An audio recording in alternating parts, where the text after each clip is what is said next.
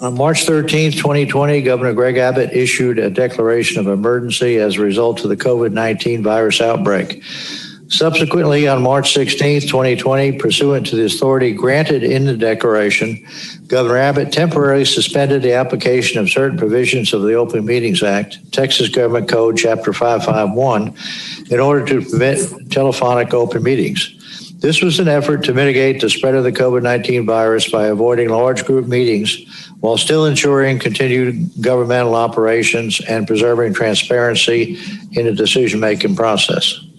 Pursuant to this authority, Tarrant County College District gave notice of its intent to conduct today's work session meeting as a telephonic and video conference open meeting. 5 trustees will participate in person for this meeting: myself, Conrad Heed, Dr. Gwendolyn Morrison, Mr. Kenneth Barr, Mr. Greenhill, and Mr. Hornsby. Dr. Diane Patrick and Ms. Teresa Ayala will participate via video conference or telephonically. We'll now call to order the May 13th work session meeting of Tarrant County College District. Is there any public comment? There is no public comment. So we'll move on to item 3, which is review of board business items. And A is the work session meetings of April 8th, 2021. Does anybody have any comments on that or suggestions? There being none, we'll move on to item 3B, the review of the Board of Trustees meeting minutes of April 15th, 2021. Questions, comments? There being none, we'll move on to item 4, Chancellor's overview. Thank you, Mr. Heed. We have a number of items in this afternoon's meeting to be acted upon next week. We did begin an ophthalmology program a few years ago, and there's some effort here now to round out the facilities for that. In addition, we have a number of items related to learning support, continuation of our classroom remodel program, as well as the purchase of certain items for science lab kits from the CARES funding, as well as some annual renewals with Rosetta Stone as well and Blackboard that we use on a daily basis. Capital improvements, one which is to address the sustainability master plan and the assurance that that gets complete, and then some refrigeration R&R needs to be done at the Northwest campus. A number of other items, some of which are routine related to technology and the renewal of technology services and programs and telephone services, to also the award of tenure, as well as the board is responsible for approving rental rates, and we have the rental rates for the new corporate services area. In addition, and lastly, a couple other efforts around COVID remediation related to sanitizing, as well as doing some work in ionization of our heating and air. I do want to mention the ratification of these 2 items. Again, we give you a monthly report on that. That report will be provided to you next week. Intentionally do not give that report until the following week when we're all the way through a full month, if you will. So those will be asked for. They don't appear today on any report. You will receive that next week. Thank you, Mr. Heed. Thank you, Chancellor. We'll now move on to item 5, review of proposed consent agenda items for the board meeting on May 20th, 2021. Item A, consideration and approval of regular rental rates for the Corporate Center for Learning and Development. Ms. Shannon Bryan.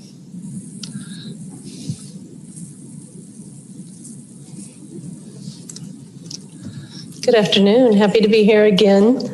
So I am before you today to propose consideration for the rental rates for the new Corporate Center for Learning and Development on the 3rd floor of the Alliance Seattle Center. I believe it's attachment 5A.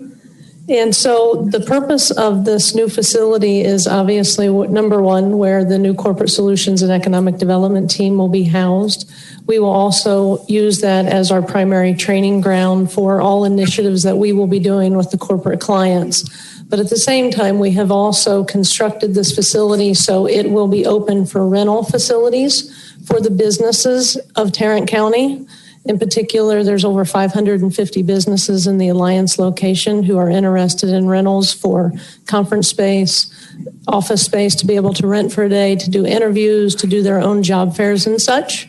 So my team went out and did comparison of the local hotels, other conference facilities in the area, and so the rates that are proposed are for consideration. And so we do have up today, I know you haven't all had a chance to get out and visit the new center just yet, but on the screen we do have a virtual layout for you to be able to take a look at, and we're going to flip through just some of the rooms here, and I'll be happy to answer any questions or concerns. And so this is the entire third floor that has now been renovated. It's 35,000 square feet. And there are a number of rooms that will be now open for rental space. And so we'll just kind of flip through here and see if you have any questions. I would like you to put again into my mind the context of who our clients are and how that's going to, what the program is for people who may not really understand what our clients are. So the focus and the mission of Corporate Solutions is to be working with the businesses and the industry associations of the region. So we will be the business-facing entity for TCC. And so we will not only be using this facility as the training ground for the customized solutions that we will deliver to the clients of the region, but also to open this up as space for those clients, for the Alliance Chamber perhaps, or businesses that are located in that area, to come use this space as a corporate rental space. Does that help? Yes. Okay. I do want to emphasize, though, it's open to all businesses, not just the Alliance Core. Yes, absolutely. All of Tarrant County. Yeah. Anyone who wants to come. Thank you. Or Denton County. True. Do you have any guesstimate of the possible revenue that this will generate? So all I can do is speak from past experience from where I come from in Ohio. I had a conference facility and we were able to run over 100,000 people a year. That's a very high number. This facility, I think we've already have 6 clients on the list who want to come see the facility who are already talking to us about renting the space. So the whole entire floor maxes out about 850 as far as if we're at full capacity. So I think once we get the promotion and we get people up and who are seeing the space, I think we're going to be probably about a year out. We'll probably be at full capacity of rental. Just give a brief summary of the promotion. I'm sorry. The promotion, you said after the promotion, we think things are going to really do. Yeah, so Corporate Solution just launched our brand new website last week, and a component on that website is going to be pictures. It's going to actually be what you're seeing on the screen right now. So not only from the website, but also we're going to have ads in the new Lens magazine that will be coming out. I'll also be speaking it on the new Workforce Lens podcast, as well as we'll be doing various social media promotions in the area, and also reaching out to businesses and industry associations in the county, as well as Tenton, getting them out and giving them tours so they can see the facility. Who will receive the new lens? Do you have a list for the new lens people? We do. We're currently working on that list. Okay. So, all right. And some of us might like to give you some suggestions of people we might think, members of the board might send you some names. Is that okay? Absolutely. Okay. Yes, the primary focus of that magazine will be CEOs, executives of local companies, economic developers, as well as site selectors. Will do. Okay, thank you. Any further questions? Once you're up and running, do you have an estimate of, say, if we're 75, 80% of complete occupancy, is there a dollar figure that we'll be generating? So once we get open, after at least the first year, we will generate KPIs or key performance indicators and kind of measure where we are. And from that, we will set goals of revenue generation, which then intended will be to bring that back money in to add additional programming for the work that we'll be doing. Mr. Chairman, I'm excited about this, as I can tell you are. And I would like to know if you have specialized staff as a part of your team for the event planning, And secondly, will you also seek to develop a program to train persons to do that type of work among our students? Yeah, so part of the new team for corporate solutions includes 2 subject matter experts, one in advanced manufacturing and process improvement, the other in organizational effectiveness and leadership. Those will be our primary trainers, along with other constituents in the community that we will be using for the trainings. But as far as running the facility, we do have a project manager and a program administrator who will be responsible for the bookings. I've already been in contact with Mr. Pacheco in helping us to provide an event management system of the booking in the rooms and coordinate all of the trainings and the rentals. And I probably had something a little bit softer in mind, like event planners, et cetera, with a little bit softer touch. But I would like to ask you to consider that as well. Okay, very good. Anything else? Will it be any, I know this is kind of a separate subject, but any training for MWBE contractors in that facility? In other words, how to conduct their business in a way that might generate some revenue for them, a bond program, et cetera, et cetera? So part of our new trainings will include DE&I work. And so anything like that if you have folks that we should be talking to, be happy to engage to be able to set something up like that, but not currently for that specifically. Do you have food service space, facilities, prep areas in the building? I'm sorry, I'm having hard trouble. Food service or prep areas in the building? So as part of the construction, we did put in a food prep room, and we have been approved for various vendors that we'll be able to use for catering possibilities. So there's a prep room with a cleaning space, but not a kitchen per se. So we'll be able to bring in, Panera and other organizations to cater the events. So then you'll be open to consider persons that have food trucks and other catering services to get on your list of approved vendors? So I've been working with procurement on that about those who are currently on the approved list. And there seem to be a great many, which I'm assuming are people that have already been approved by the college. Thank you. Are there any further questions, comments? There being none, thank you, Ms. Bryant. All right, thank you. We'll move on to item 5B, consideration and approval of awarding tenure to the faculty members recommended. Dr. LeBlanc.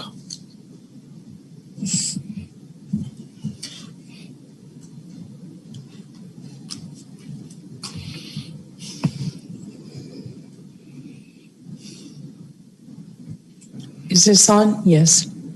Good afternoon. How are you today?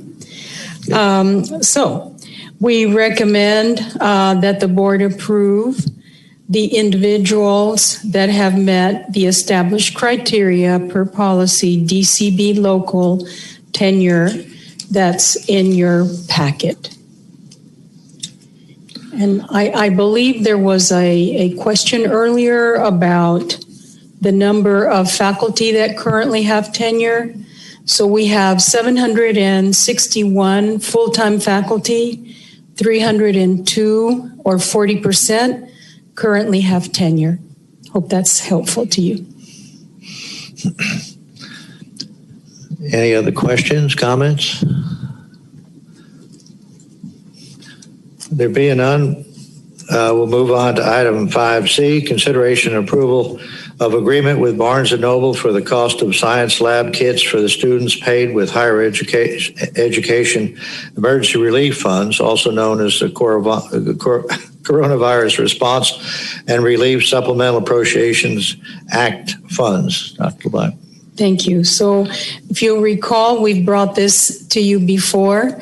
When we moved from face-to-face to online, we also wanted to accommodate the students that needed to buy science kits and other equipment so they could do their experiments at home.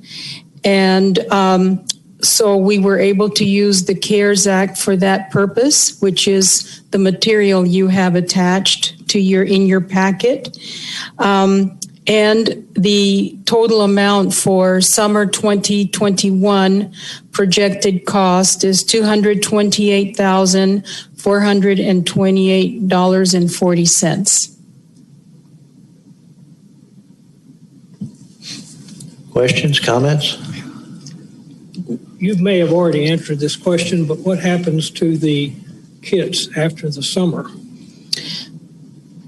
The students keep the kits. Yeah, okay. The kits are, just enough for the experiments. I don't believe they have much, they're bare bones. Okay. They don't have much else. All right. Yes. Thank you. Yes, sir. And are these numbers based on current enrollment for the summer, or are they projected numbers? Projected enrollments based on what we had experienced last summer. And I'm really pleased to say that the vice presidents, and there was a team of the deans over all of the sciences, department chair, they all contributed to pulling this information together. So while COVID has been a challenge for a lot of people, it's been a good opportunity for people to collaborate and work as a team. Thank you. Yes, sir. Any further questions, comments?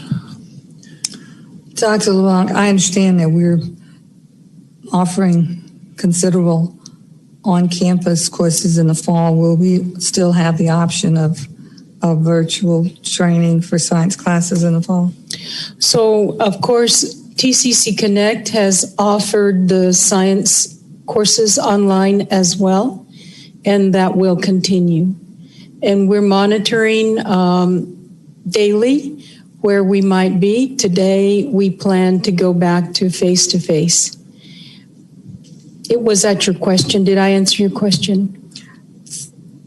Somewhat. So a person who wants to continue virtual would need to enroll through Connect. Correct. Yes, ma'am. And I'm sure those instructions are clear online. We'll make sure of that. Thank you for that friendly reminder. Any other questions, comments? There being none, we'll move on to item 5D, consideration and approval of the renewal of Rosetta Stone for online language application in the amount of $229,000 for a one-year term. Dr. LeBlanc. Yes, so we had a 3-year contract with Rosetta Stone.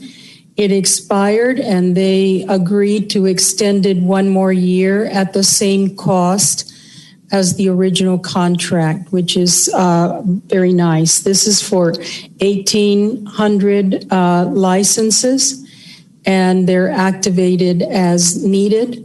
They are used by the World Languages Department, mostly Spanish, ESL, ESOL, and I learned that the nursing program was using it, Upward Bound, Trio, and additional interest has been expressed. So it's used on all of the campuses. Questions, comments? Will you remind me what the Upward Bound program is? Yes, that's one of the TRIO programs. It's federally funded, and it gives students additional support. Okay, thank you. Thank you. And Any further questions? The personal development piece, professional development piece, they said is additional, but it's no extra cost. So how is that the faculty and staff already know about that? It's the last paragraph. Additionally, for 2022. Right. So we have a team that they're hard negotiators with our vendors, and they've been able to get additional support for our faculty and students. I think that's great. They just, how are you going to get that information to the, make sure we get that information to the faculty and staff so that they know they have the ability to use that? I'll do that. Thank you. Any other questions? There being none, we'll move down to item 5E, consideration and approval of the purchase of Blackboard Ally software from DLT Solutions, LLC, for a 3-year term and a total amount of $288,338.19, which is an average of $96,112.73 annually. Dr. LeBlanc. Yes, so we recommend the acquisition of Blackboard Ally software. It's a digital course content. It's to make it more accessible for students. The faculty, the instructional leaders are excited about using it. In addition to the ADA function in Canvas, which is our current LMS, Ally adds to the functionality by providing guidance to faculty regarding improving accessibility of course content. And it has a lot of other features that make it easier for the faculty to ensure that the students, regardless of their disability, have access to that information online.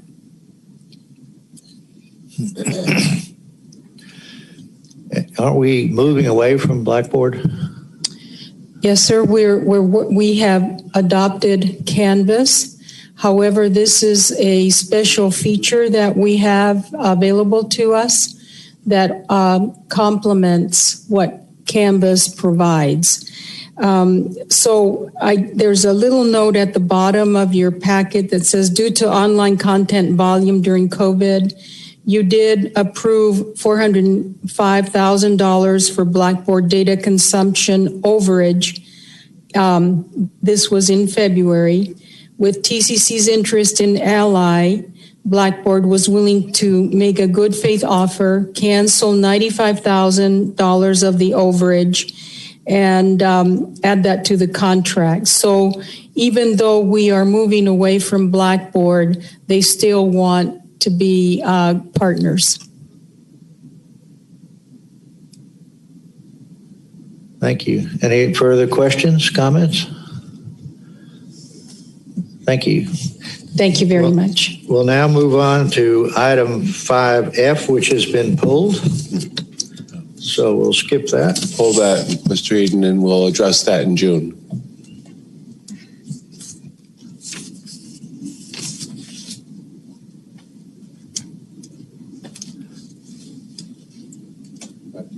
Yeah, okay. We'll move on to 5G, which is consideration and approval of annual agreement with Microsoft Premier Support for direct access and support training in the amount of $195,250. Mr. Pacheco. Yes. TCCD licenses numerous Microsoft products that support our students, faculty, and staff. Products that include over 12,000 end-user devices, over 500 Windows servers, and encompasses things from Office 365 for all our students, the servers to control applications, including the back-end services that support the work of the school. To help TCC maintain the support and train and support and chain the secure technology suites, we subscribe to the Microsoft support plan. Through this plan, we receive top tier support 24 hours a day, 7 days a week. This support helps us navigate the transition and work and teach from home at the start of the COVID-19 pandemic. It also helped us support and keep our applications up and running during the March's big freeze, with much of Texas was shut down. This hands-on support is critical to maintain the availability of devices and services while allowing us to plan and grow with the district. Questions, comments? There being none, we'll move on to item H, which is consideration and approval of the increase of the spending authority with General Datatech for fiscal year 2021 by $145,000 in the amount of $2,645,000 not to exceed for the purchase of Cisco network switches. Mr. Pacheco. This request is for the purchase of the Cisco network switches to replace the end-of-life network equipment we have in the district's data center. This will improve the ongoing data security programs. Additionally, in order to support the continuing expansion of our VMware virtualization infrastructure that supports our faculty and students, we need to replace these older switches. The current statutory exemption from our vendor GDT was based on our aggregate spend from FY20 and was based on projections for what we plan for 21. The additional funding request we're asking for is an acceleration of the security upgrades that were planned for next year. But due to the needs to move our upgrades early, we're asking for that now. The cost is not something that we could have projected. Questions, comments?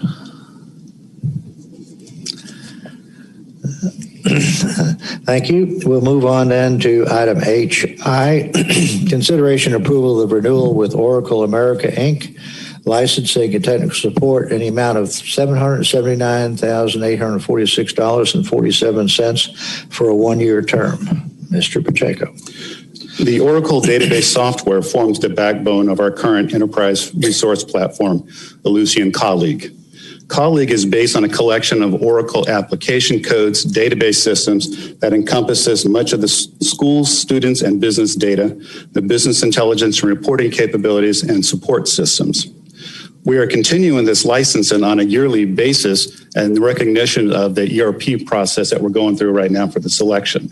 And so keeping it to a year once we make the selection and do the turnover, which could take 4 to 5 years to do that, we'll be continuing to make this request. Questions, comments? There being none, thank you, Mr. Pacheco. We'll move on to item J, ratification of purchase of COVID-19 hand sanitizing stations from Empire Paper in the amount of $137,981.25. Ms. Alnice.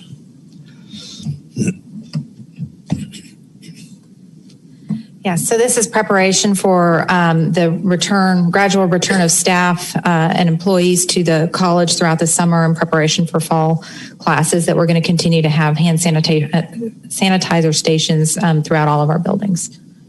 And this is through CARES Act funding that we're able to fund this. Questions, comments? Will these be self-standing stations? Yes. Well, yes. You've probably seen some. There's one right back there at the back of the room as well, and it's the supplies to keep them equipped.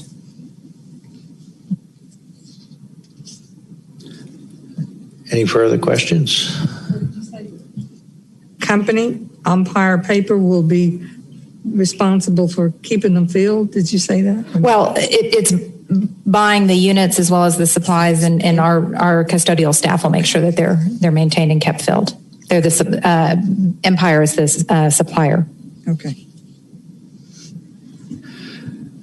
Any further questions? Then we'll move on to item 6, review of proposed individual action items for a board meeting on May 20th, 2021. Item A, ratification of purchase of district-wide bipolar ionization additions with Texas Air Systems, Inc. in the amount of $243,450 and with Heat Transfer Solutions, Inc. in the amount of $193,620, a total of $437,070. Ms. Alaniz. Yeah, so you may recall that earlier this year we started doing an assessment of our HVAC systems across the district to improve filtration and ventilation where appropriate or possible. And we prioritized previously the spaces that would be occupied with our limited on-campus presence. Now we're starting to prepare for the fall. And so we've engaged these firms to help us with that. It was time sensitive from the standpoint that we have to get it scheduled and ready for the return of students. Again, this is CARES Act funding as well. How effective is that in getting rid of viruses and that kind of thing? So we've had a lot of discussion about it. It's sort of a combination of things. It's a matter of diluting particulates that might be in the air. It's improving filtration. It's improving ventilation. It's masking for folks that aren't vaccinated. So it's a combination of those things that we think are important to ensure that the air quality is what it needs to be. Are there any standards that we need to meet in that regard? Any new standards because of COVID?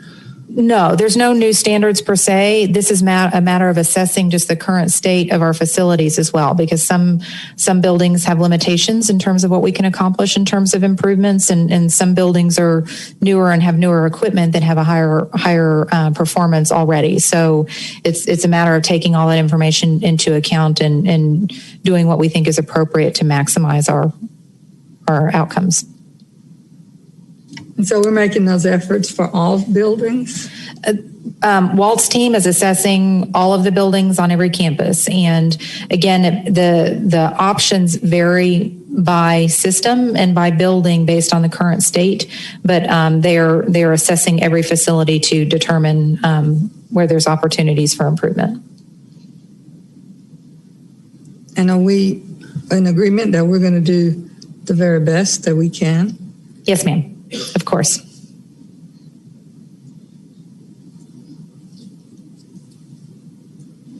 Any further questions, comments? We'll move on to item B, consideration and approval of contract with Ayers St. Gross for Tarrant County College Sustainability Master Plan Development, Phase 1 in the amount of $176,786. So you received a briefing last month about the work that we're doing with ASG on a sustainability plan. This is in response to the work we've had underway with the board since last fall. Attached to the memo that in your packet today was the scan that ASG previously did to sort of assess the state of affairs of the improvements that have already been made over the last decade or so. And this is a contract for the first phase of their work. You'll note that the three phases have sort of different topical areas. And so we're going to start this year with things that are related to facilities, particularly because of the construction program that we have underway. But each phase will go through an exercise of identifying appropriate stakeholders for that particular topical area and have a series of deliverables. We are only contracting at this point for phase 1, and we will manage that work and bring it back to you at the appropriate milestones. And assuming you're satisfied with the direction that we're headed at a future date, we'll come back to you for phases 2 and phase 3, which are going to occur over the next few years. Questions, comments? One question. Okay. Is the date correct on the bond program workshop that's up in the first paragraph? It is not. It occurred last year in 2020. We'll make that correction before next week. Thank you. Thank you for that. Any further questions or comments? I have a question, and I'm not sure this is the right place in the agenda, but indulge me if you will. I have a concern, and that has also been expressed to me about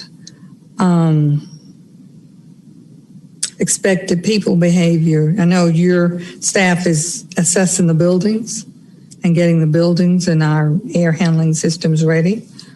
And are we going to be briefed on what you're doing in order to get the people ready to come back to campus? Yeah, so we, Dr. LeBlanc and I actually are chairing a return to campus committee as we speak, and we've been working on what that transition back will be, including a communication plan.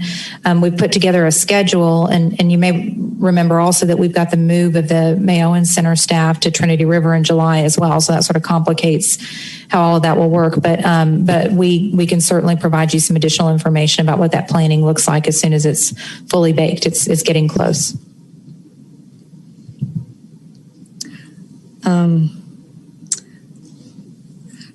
Let me suggest that the earlier participation you get, the more buy-in you'll probably get, and the less frustrated you'll be when you come forward with a complete project and have people throw darts at it. So I just suggest you get as much input as you can while you're thinking about it and planning, and also encourage you to be on the cautious side in terms of encouraging, making it easy for people to do the very best behavior that's the safest for themselves and for the public. For instance, getting vaccinated, wearing masks, sanitizing, no touchy-feely, et cetera, et cetera. Yeah. So one thing I'll add is that the committee actually is very large that's working on this and represents all kinds of functional areas across the college, as well as the JCC for input into how we're developing the plan. We've had a series of meetings, so we are working hard to be very inclusive. I think the next step that's going to be really important is that communication out to everyone so that they know the status of that. So we're working on that. The other thing I'll mention is that we've asked everyone, because 3 months away is a fairly long time in terms of how the circumstances keep changing every day. And in fact, the CDC just announced a little while ago that vaccinated people are no longer supposed to wear masks or need to wear masks indoors or outdoors in groups of any size, is what just came out just a little while ago. That creates complexities when you don't know who's vaccinated and who isn't. And so we keep taking the new information that we receive and we'll be updating protocols as it gets closer to students being back on campus and employees being more prevalent on campus as well. But to your point, I think encouraging vaccination. There's been a partnership with THR to make it easy for our employees to become vaccinated. We'll be sending the same message to students as well, but certainly the availability has helped. But we'll be working hard to make it easy for people to do the right thing. Do we have any plans to give these vaccinations on each campus? We do not at the moment. I will tell you that the county has, and all of the different outlets that are currently able to provide vaccinations certainly saturate the community as well as manage the inventory of vaccines that come in. And now that more and more places are no wait, I don't know that adding additional locations improves the accessibility. And so we aren't planning on doing vaccinations on campus right now. No, we certainly make ourselves available both for the testing and the vaccinations. But that is not our decision whether it's utilized or not.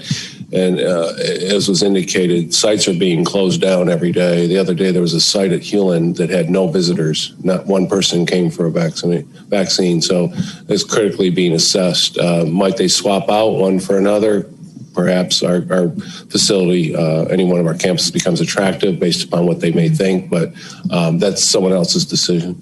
Yeah, that's a good point. We actually have had inquiries with the city and the county assessing buildings as they've made their plans about being available, and we've certainly always told them that we would work with them and not turn them away. But again, it's sort of a judgment call about how they saturate the community. So since I opened up the discussion, we have, as I understand, and correct me if I'm wrong, the option for students to continue virtual classes or to enroll in on-campus classes begin for the fall. Will employees still have that option? The option of what? Of working remote? No. Our plan is to come back normal for the fall. As part of that process and coming back for the normal fall, we're going to assume that everything is normal. Should we need to back off that for whatever reason, other strands, things happen, we will do that. The other thing that we will do once we come back for the fall, have an opportunity to clear the fog from coming back, we will do due diligence related to what lessons we may have learned this past year and how that might inform future work environments. But we did not have work from home prior to COVID, and we're coming back with not having work from home, and we'll visit those opportunities at a later time. Is there any communication and coordinating with the public school systems on their plans for the fall? So I guess perhaps at the superintendent level, and I know that we're in contact with our dual credit and early college high school folks out there. Yeah, that's where it has happened. Is most important to us is our relationships with the early college high schools that are on our campuses, and those are being addressed. But from an employee standpoint, my concern is about, and I don't know the answers, so that's why I'm asking, if public school students are going back to their campuses. If not, then that might have an impact on employees that work with us who are parents of public school students. And that's why I was concerned about if there's any conversation or any coordination or, in terms of that. It was easy to shut down everybody. I can assure you it will not be easy to get everybody back. So that is a different consideration, and we do have provisions for that for people who, and we're just specifically talking about that this morning, related to leave and to continue to be able to accommodate their personal need. There are opportunities for that will continue. At least through the fall semester. I don't know if you want to speak more specific to that, Susan. Yeah, so a couple of things. I think that just like now, most of the school districts are offering at least partial in-person options for students. I expect that will likely grow in the fall because the conditions are improving, and I think the demands from families are probably going to dictate that. In the event that there end up being school districts that are not allowing in-person classroom attendance, then that might cause us to have to pause and think about what is the impact on our employees for their school-age children. But right now, we're not anticipating that is going to be a challenge. In terms of the leave that the Chancellor was talking about, I don't know that we spent much time talking about this, but last year we provided a lot of emergency leave as we worked on how to revert to remote working and who could and who couldn't. However, at the same time, the federal government had required employers to provide up to 80 hours of leave for employees for who are having issues either with a COVID diagnosis, a closed school, whatever the case may be. That requirement ended at the end of December. Although there are certainly some incentives for private employers through taxes to continue some of those provisions based on the funding that they received. However, what we are moving forward with is any unused balances that were credited to folks for that purpose will be rolled into an account for them to be able to use through the end of the year as well. We've actually had pretty minimal usage of it. I just looked at a report. There were 10 people last month that even needed to be able to use that for purposes of illness. And so again, if our trajectory continues, hopefully that'll continue to diminish. But our intent is to be able to accommodate people within reason. I mean, within some boundaries.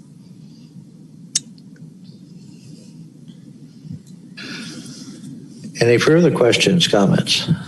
I'll just say one last time that I think that has to be a special consideration that doesn't carry a blemish for a person to request a special consideration. Sure.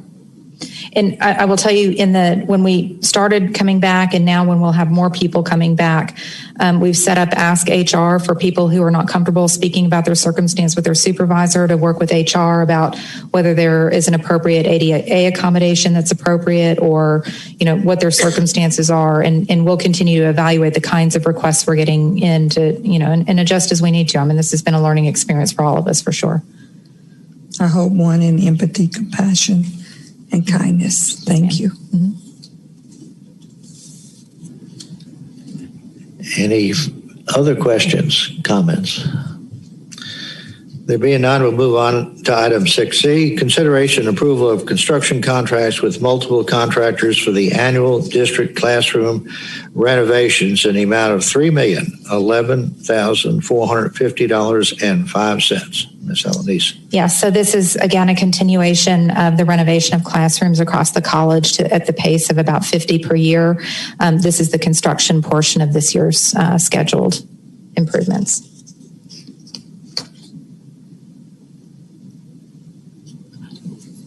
Would or could any of this come from the CARES Act funding? This is all special considerations.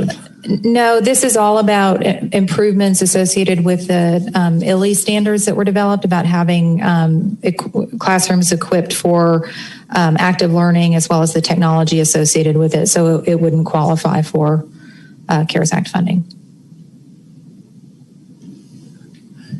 Any further questions, comments? There being none, we'll move on to item 6D, consideration and approval of cooperative agreement with Texas Refrigeration for Coil replacement project on Northwest Campus in the amount of $168,688. Yeah, Miscellaneous. So this repair is needed as a result of damage that was incurred during the February storm where electricity was off in certain buildings for periods of time and so on. This is part of our insurance claim, and so we expect it to be fully reimbursed, but this continues the repairs that are necessary for those facilities. Questions, comments? There being none, we'll move on to item 6E, which is consideration and approval of a contract with Freedom Construction for the construction of the Trinity River Ophthalmic exam rooms in the amount of $107,136. Yes. So I'm missing that one from my book. Let's see. Ms. Alanis and Dr. Sean Madison. I am missing that one from my book, but from my memory, the board actually approved an expansion of this program, I believe, last year, and this is outfitting the classrooms to accommodate the equipment for that. So it's a planned renovation for that purpose. Dr. Madison is here if you've got specific program questions about the programs that will be offered there. We wouldn't want him to come without us hearing his voice, so Okay. I would like for him to just give us a little overview of what's going on, where it's going to be, what we can expect. Happy to do so. Good afternoon, everyone. In response to the changing industry needs, the Health Sciences Division received board approval November 19, 2020, to offer the Associate of Applied Sciences program in Ophthalmic Technician, a program that prepares students for entry-level positions as ophthalmic technicians through classroom instruction, laboratory skill practice, and clinical experiences. Graduates of this program assist ophthalmologists by performing ophthalmic clinical functions, and they may administer eye exams, medications, et cetera, et cetera. The program pathway has been redesigned to allow students to stack or assemble a series of credentials, level 1 and level 2, in ophthalmic technology, including ophthalmic assistant. These stackable credentials make it easy for a student to earn a degree or certificate in a short period of time, get started on their career with multiple entry points, and then continue earning other certificates or degrees to build upon. The redesigned program is scheduled to start in the fall of 2021. Of course, to support, as mentioned earlier by Ms. Alanis, to support program outcomes and the accreditation standards related to the program, we certainly need to expand our footprint and make room for the equipment that's needed to offer the program. This will be in Trinity River East? Mm-hmm. The program will be offered Here, yes. okay. Thank you. Thank you. Any other questions? Any further questions, comments? Thank you, Dr. Madison. Thank you. We'll move on to item 7, report of the Chancellor. Thank you, Mr. Heed.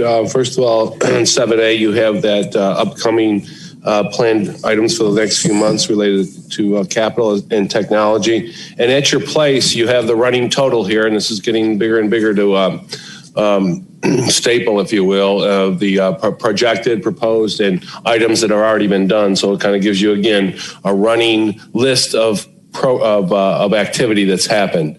This is not the audited financial piece. This is really just a list. You receive that audited financial of the projects in another venue. But this is really for your perusal as well as was requested to be able to communicate with your constituents related to, as we get deeper and deeper into this bond program, the number of items that we have accomplished, what is being proposed and projected on into the future. With that, then we'll move to B, and with a bond program quarterly update from John Posh of Jacobs. John.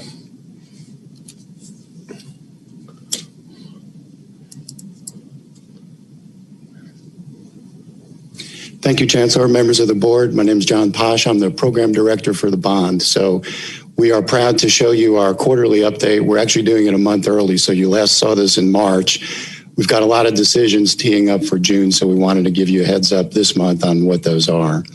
So let me see if I can go ahead. So what I'm going to be talking about today is financial update, project updates. We've got an MWBE hub reporting. We're going to give you another look at our website, and then some sample monthly reports from the website, and then some future look ahead issues. Financial update. So you have seen this slide before. We will show you this every quarter. It's fixed. This is the bond budget. So you can see the two pie charts that show the 4 buckets. So again, we've got Northwest, which is our largest project, Southeast campus redevelopment. We've got 3 goals and 8 principles, and MEP infrastructure. So the left-hand side shows you funding by bucket, and on the right side it shows you the proportion by campus. So the big purple one is the Northwest. The large blue section of that is district overall, and then the other buildings in the smaller section. So the bottom line is still $825 million. That was the bond, plus the $12 million for early college high school funding, and that totals the $837 million that we're working with.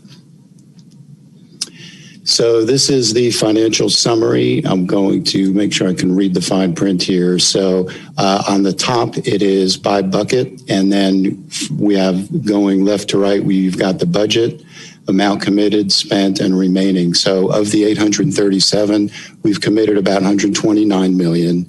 So that is about 15% of the bond program is under contract, and about 69 million has been spent. So that's about 8% of the total.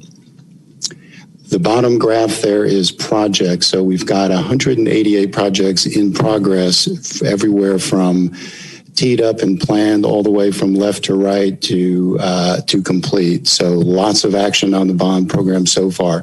As you can see, most of those have been in the MEP infrastructure and in the 3 goals and 8 principles, because there's a lot of smaller line items that we're able to accomplish. And of course, Northwest and Southeast count only for 1 project east, but of course that's where most of our action is so far. Project updates. So a lot of information on these slides. I'm going to give you just an overview. So of course, the biggest project, Northwest. The 2 main things that are going on right now on the sites is our first project out of the ground. We've got the Network Operations Center. So this is a section 2 of a building where all the fiber now comes into campus, and where it'll be distributed to existing buildings and the new buildings. We're demolishing the old one, so we want to make sure we have continuous coverage of IT. So the Network Operating Center, or the NOC as we call it, is an important first step in that. And also we have site utilities. All the preparation for once these buildings really start going vertical are underway now.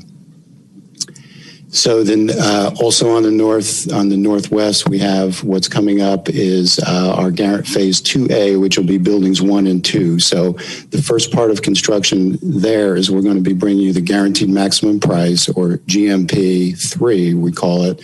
It's the 3rd of 4 chunks of construction contracts, and this is the first big one. So we'll bring you that next month, and more to come on that. Of course, phase 2B is for the new buildings 3 and 4. And those are in construction documents now. Here's some photos, such as they are. We're still starting construction. So you see the building on the left there is the Network Operating Center, and some interior shots of that too. So that's a lot of wiring and fiber that are coming into campus, getting ready to be distributed to the buildings. And this is our Summit Vault, where we've got a lot of the new utilities that are going to serve the new buildings coming in, and laying the groundwork, I guess, actually literally, for underground piping. You see on some trenching work for water lines and fire lines on the right there. So lots of still groundwork that's being laid for the new buildings on Northwest Campus. A couple shots of building pads getting started, and of course underground utilities are continuing. Here's a schedule that we will show you the same slide every quarter. So the red line is where we are now, mid-2021. Yellow is design. Blue is a timeline for construction. So those top three bars are the work that's going on now under construction, the NOC, the site utilities, and a construction hub that we're getting ready to start construction on. And then the two bottom blue lines there are construction. So you can see we're getting ready to start this summer with GMP approval for buildings 1 and 2. And then the bottom line is buildings 3 and 4. That's going to take us to the end of 2025, which will be the last part of the bond. Southeast, again, to summarize the slide here, the main thing we've got going is the design phase. So you'll see coming up next is a schematic design and site plan presentation for Southeast. So that is in schematic design / design development at this point. So the drawings and design continue for that. We're also, we'll bring you next month for our recommendation for you to approve the guaranteed maximum price for the pre-construction contract for our CM at risk for that. And then there's some procurement efforts as we tee up some contracts for third-party services that support the construction project. Here's the timeline for Southeast. As you can see, the yellow is in design. And so the top two bars, those are the South building, academic building, and the North building for the Welcome Center. And then the bottom line is renovations that will start when the new buildings are complete.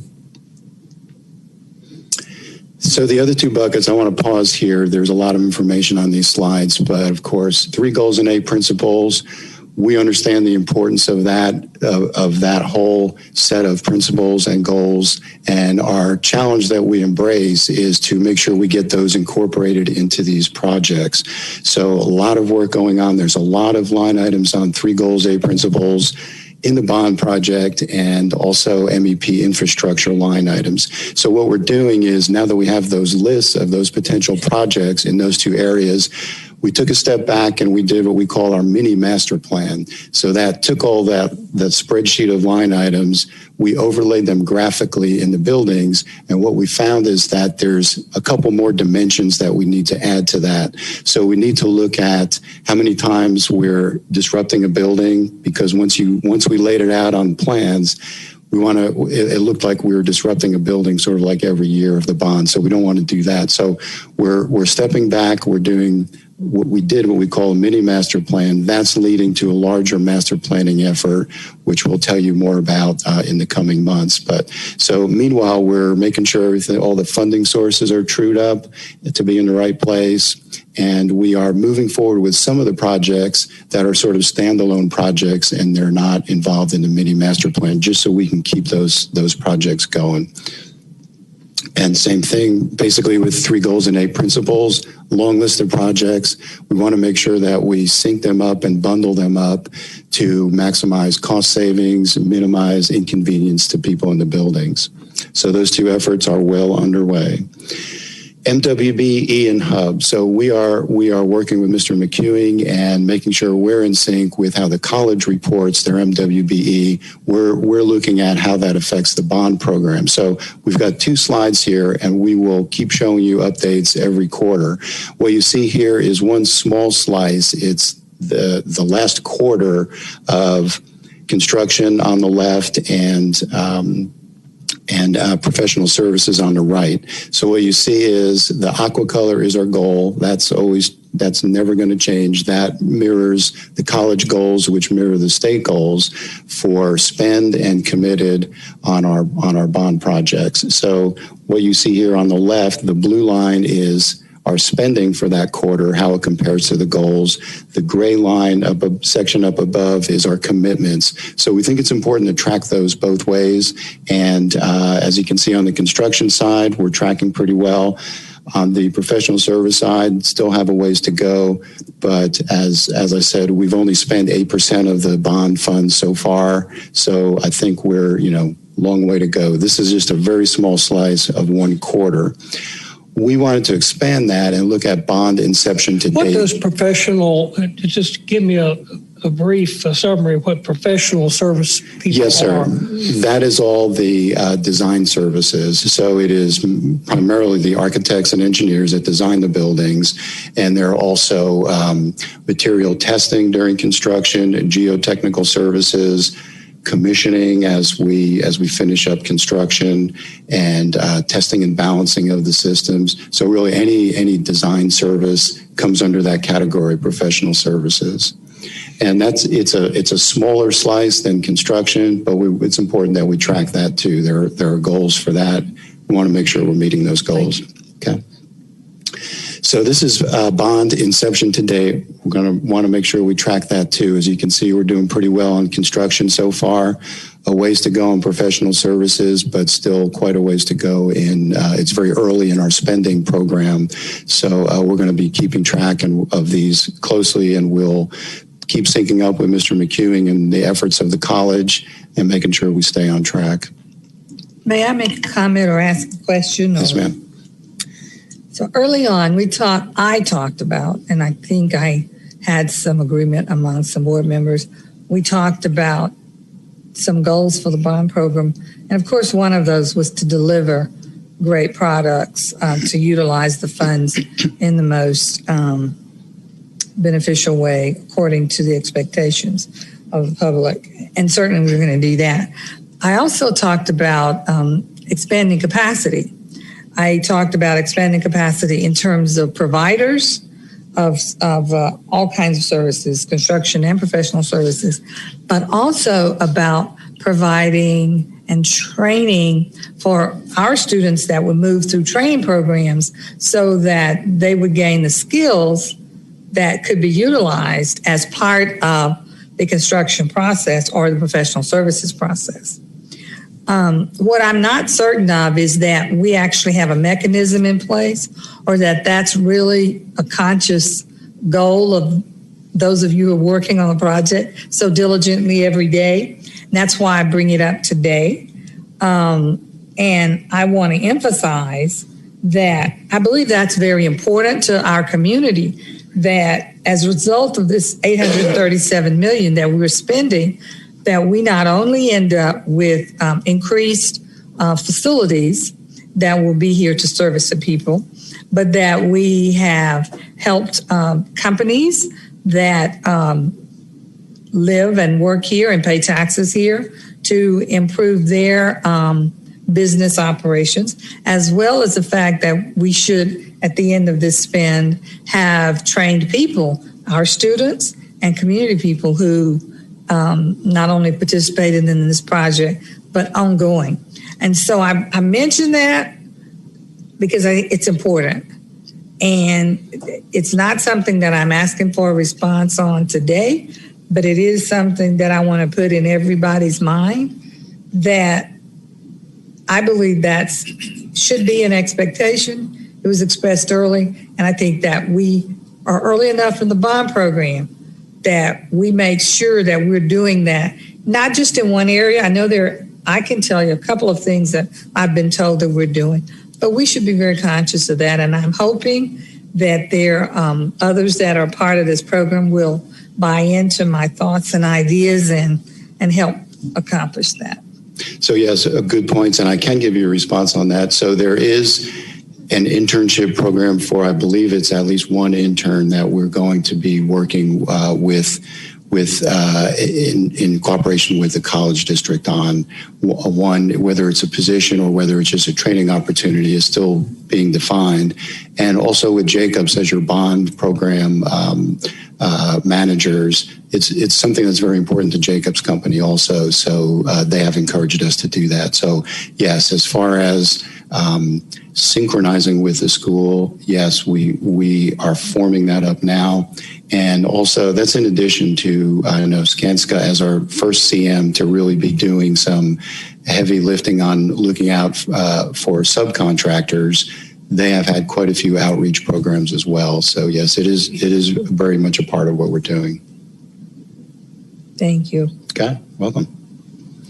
Website update. So we're really excited about our website, and we kind of walked you all through it. I wish I could give you the live version, but I'm just going to we had a request to show you this again, so I'm going to walk you through just a few of the layers here. So when you first look at the bond website, you'll see headlines like this. There's all kinds of ways to drill down into things. So this is a project. One level down from that, you can see we've got a page for every project. Every project over $1 million has a page. And this is where the real interactive part and where the real data is. So a big part of what we want to do with this bond is, of course, make it transparent. So you can find just about anything on this dashboard, which is anything financial will be on this dashboard. So you can see, again, our 2 pie charts. On the right side with the aqua and the blue, we've added the MWPE and our goals.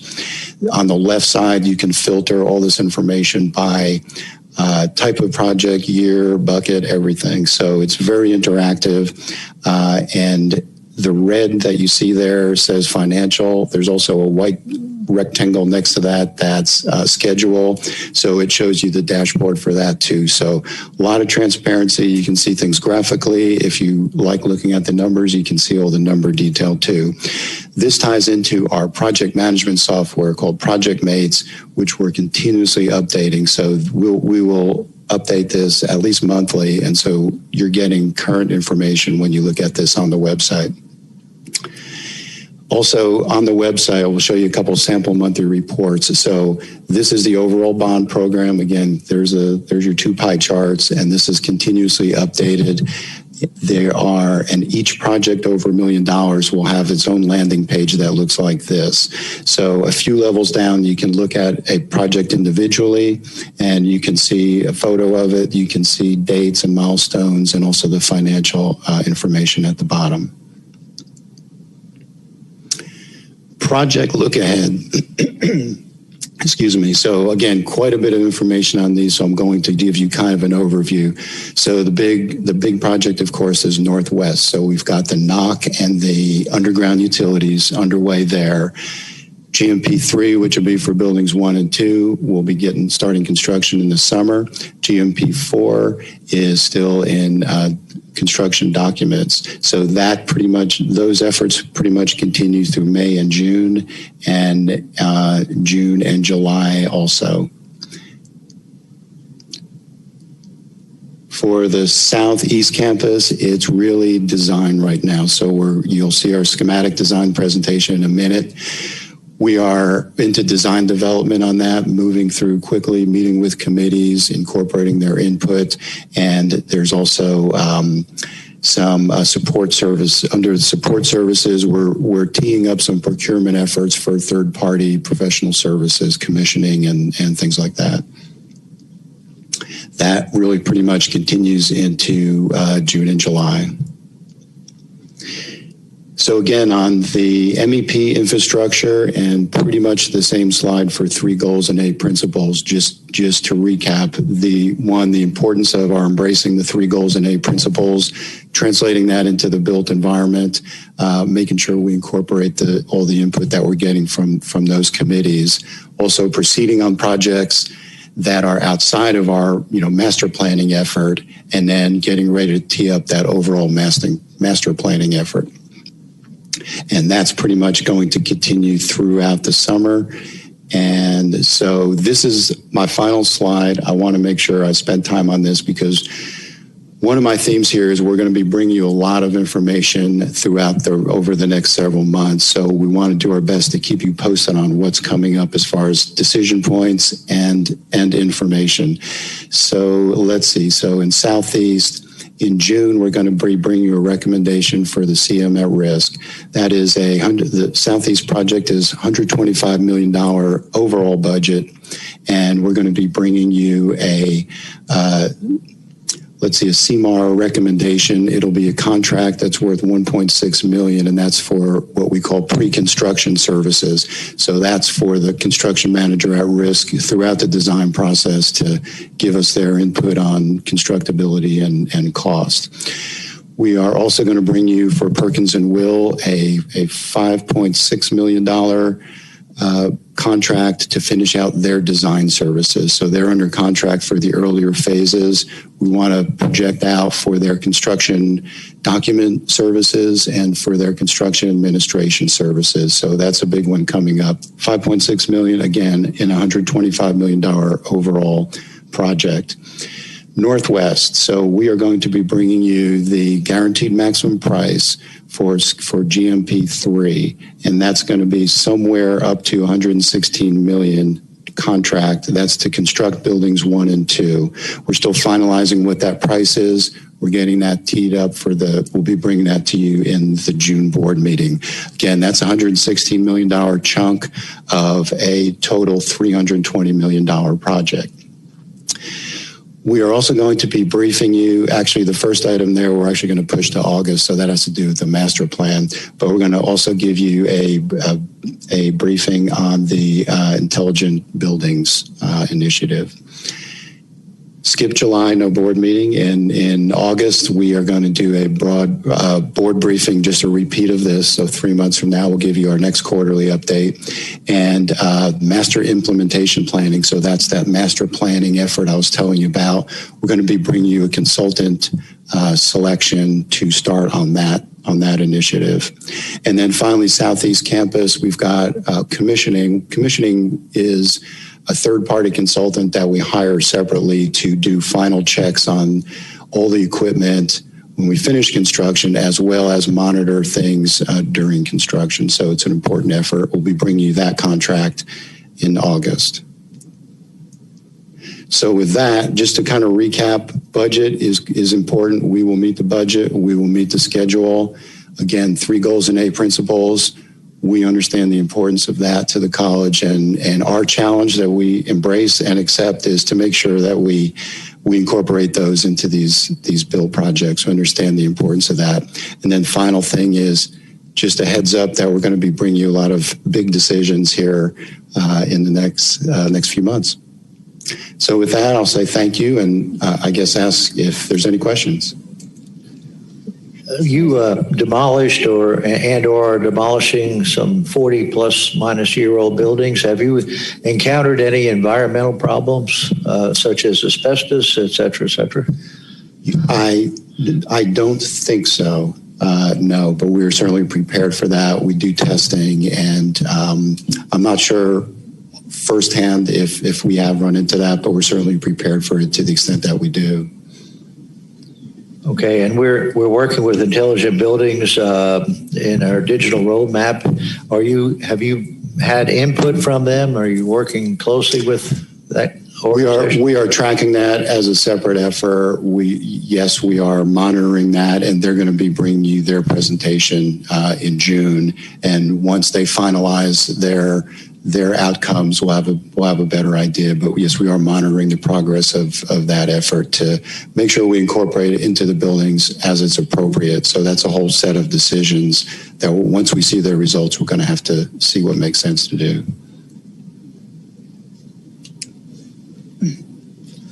Any other questions? I have a couple of comments. Certainly, we appreciative of the various consultants that we've been able to bring to guide us as we spend this $837 million. And I would like to say thank you for the one intern that you've identified. I want to encourage you to multiply that in other areas as well. I want to recommend that the Chancellor look at some ways to bring interns on to various specific responsibilities on our staff that would be different from what we currently have, but that would enhance training for persons who will remain with us once the $837 million is spent and is standing. As well, I want to thank you for the website, and I want to remind some of you that when I was growing up, there was a Sunday night television program, I think it was GE, and it all ended with saying, people are our most important product. And in that same vein, I want to say thanks to the people who developed all of this schematics and diagrams for us. Was that a development of your team, our team, combination team? I'd just like to see those who I know put a lot of hours into it get credit. It was definitely a combination of effort. So the Jacobs team and the TCC team work together. We are the 2019 bond team, so we're functioning as a team. There are a couple individuals who were very instrumental from the Jacobs side, Herschel Acosta and Leo McKinley, who actually did a lot of the work on those presentations and on the website. Andre Juarez with our team behind the scenes, putting together a lot of the data. And so, yes, and literally hundreds of people. What you see here with this bond program is an effort of literally hundreds of people, from leadership with your support, from staff, from people who have voluntarily served on these committees with the district, consultants, contractors, project teams, everybody. So it's I'm standing here presenting it, but there's literally hundreds of people that have put their heart and soul into this program so far. So thanks for that. And in that same vein, I just want to, Chancellor, say that I know we pay our people very well. It does help if we, acknowledge their work. And it's like the credits at the end of the movie. I always wish they would show the credits first, so I know what movie the credits went with. And so I want to encourage us to show the credits for our people that are part of this team that do this work for us. Not that I want to blame anybody. I just want to give them credit. Thank you. For their work. I thank you very much for that. Mr. Eade, any other questions? Yes, in listening to your presentation, it appears to me there's a lot of design work going on, a lot of things moving forward. And I know we're going to have I presume we're going to have a presentation on the digital roadmap, or is this just informational? I think my concern is we're moving forward in a lot of areas. This board's expressed its great concern about state-of-the-art buildings, intelligent buildings, smart buildings, whatever you want to call it. I just want to make sure we're getting the coordination and the opportunity for that input in the process before we get. I don't want us to get down the road and say, well, we're beyond that point. I hear you. And so in June, we'll receive a draft master plan. Staff is reviewing it with a consultant right now to understand that. Part of Intelligent Buildings work was also to take at least a look at buildings 1 and 2 to see if there were some opportunities there. I think much like we had concluded at this stage of the game, it would cost us more to step backwards than it would to proceed. And so the big decision that you'll be making in June will be moving forward with buildings 1 and 2. There's plenty of time to incorporate their thought process into the design for buildings 3 and 4. And then Southeast also is in an early stage of design where we just finished up programming and such. And so plenty of time to incorporate that. But I appreciate you reinforcing that. But we're on schedule to do exactly as we committed to when we were here last month. Thank you. So I have another question. Looking at the calendar and looking at June, it says that for Southeast Campus, we'll do the CMAR selection and approve a contract. Yes, ma'am. So we do the procurement process is to both select them and to negotiate their contract. So their contract, the way CM at Risk works, their contract is a relatively small amount. So in this case, 1.6 million compared to what's going to be a much larger contract for construction. So we're approving the selection, and that's gone through the whole public procurement process. And with that, as part of it, we have them declare what their pre-construction fee is. So that part has already been negotiated. The contract you will be asked to approve is their overall contract for the entire project. That forms the basis of our contractual relationship. But what's going to happen is there will be a series of probably 2 GMPs after that, guaranteed maximum prices, for the actual construction work. Those will be amendments to that main contract that we're asked for your approval in June. So you know who the CMAR is.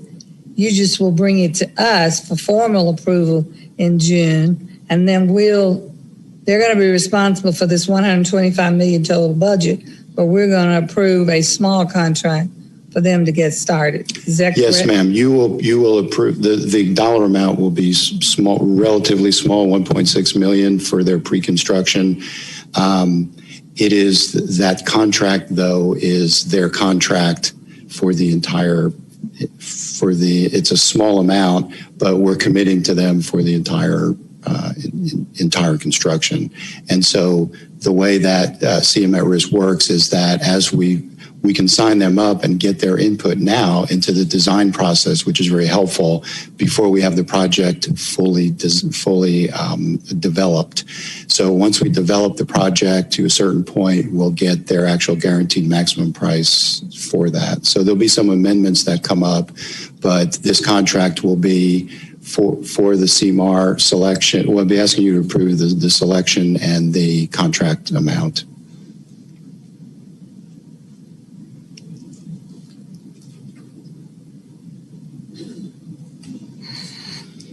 Any other questions for John?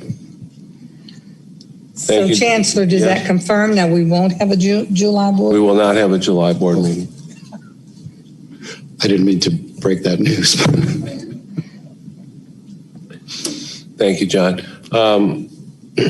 Dr. Morrison, and for the others, the TCC folks actually did design and build the web page that you saw today.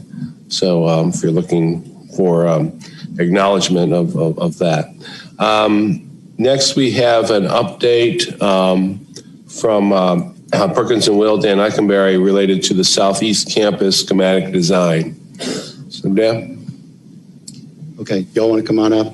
So I'll introduce this one. Let's see. So, okay, so Southeast Campus redevelopment. One slide here real quick that I'll just kind of set the stage. So just to the story so far, in 2020, we did the programming, and that's working with the user groups to make sure the program of spaces and everything that we've got the right building on paper. And then schematic design is actually starting to develop the plans, and the building will start to take shape and the site. So that's what we're going to show you today. We've completed schematic design. We're into the next phase, which is called design development. Design development is where we really start nailing down some of the details of the building. So what you're going to see today is schematic design. That's pretty much still a high level overview early on of where they are in design. So completed schematics design in April, and then today we're going to present the schematic design. So with that, I'll introduce two gentlemen from Perkins & Will Architects. They're our architect on the project. So Dan Eichenberry and Jeff Pollock. They're going to tag team on the presentation. I'm going to stand off to the side for a final slide or two. Okay? Thank you, sir. And thank you all for allowing us to present the schematic and site plan development of the Southeast Campus to you today. I know that TCC is certainly excited about this project, and we are excited as well. So,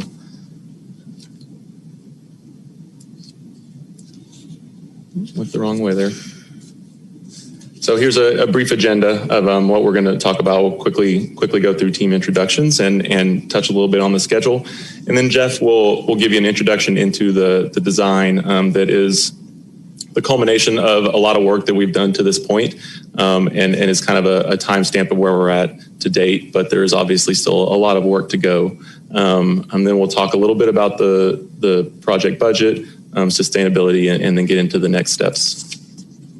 So I want to quickly introduce the team to you, the design team in particular that is working on the Southeast Campus renovation and expansion. Again, my name is Dan Eichenberry. I'm the project manager at Perkins & Will for the project. And Jeff Pollock is here. He's the lead designer.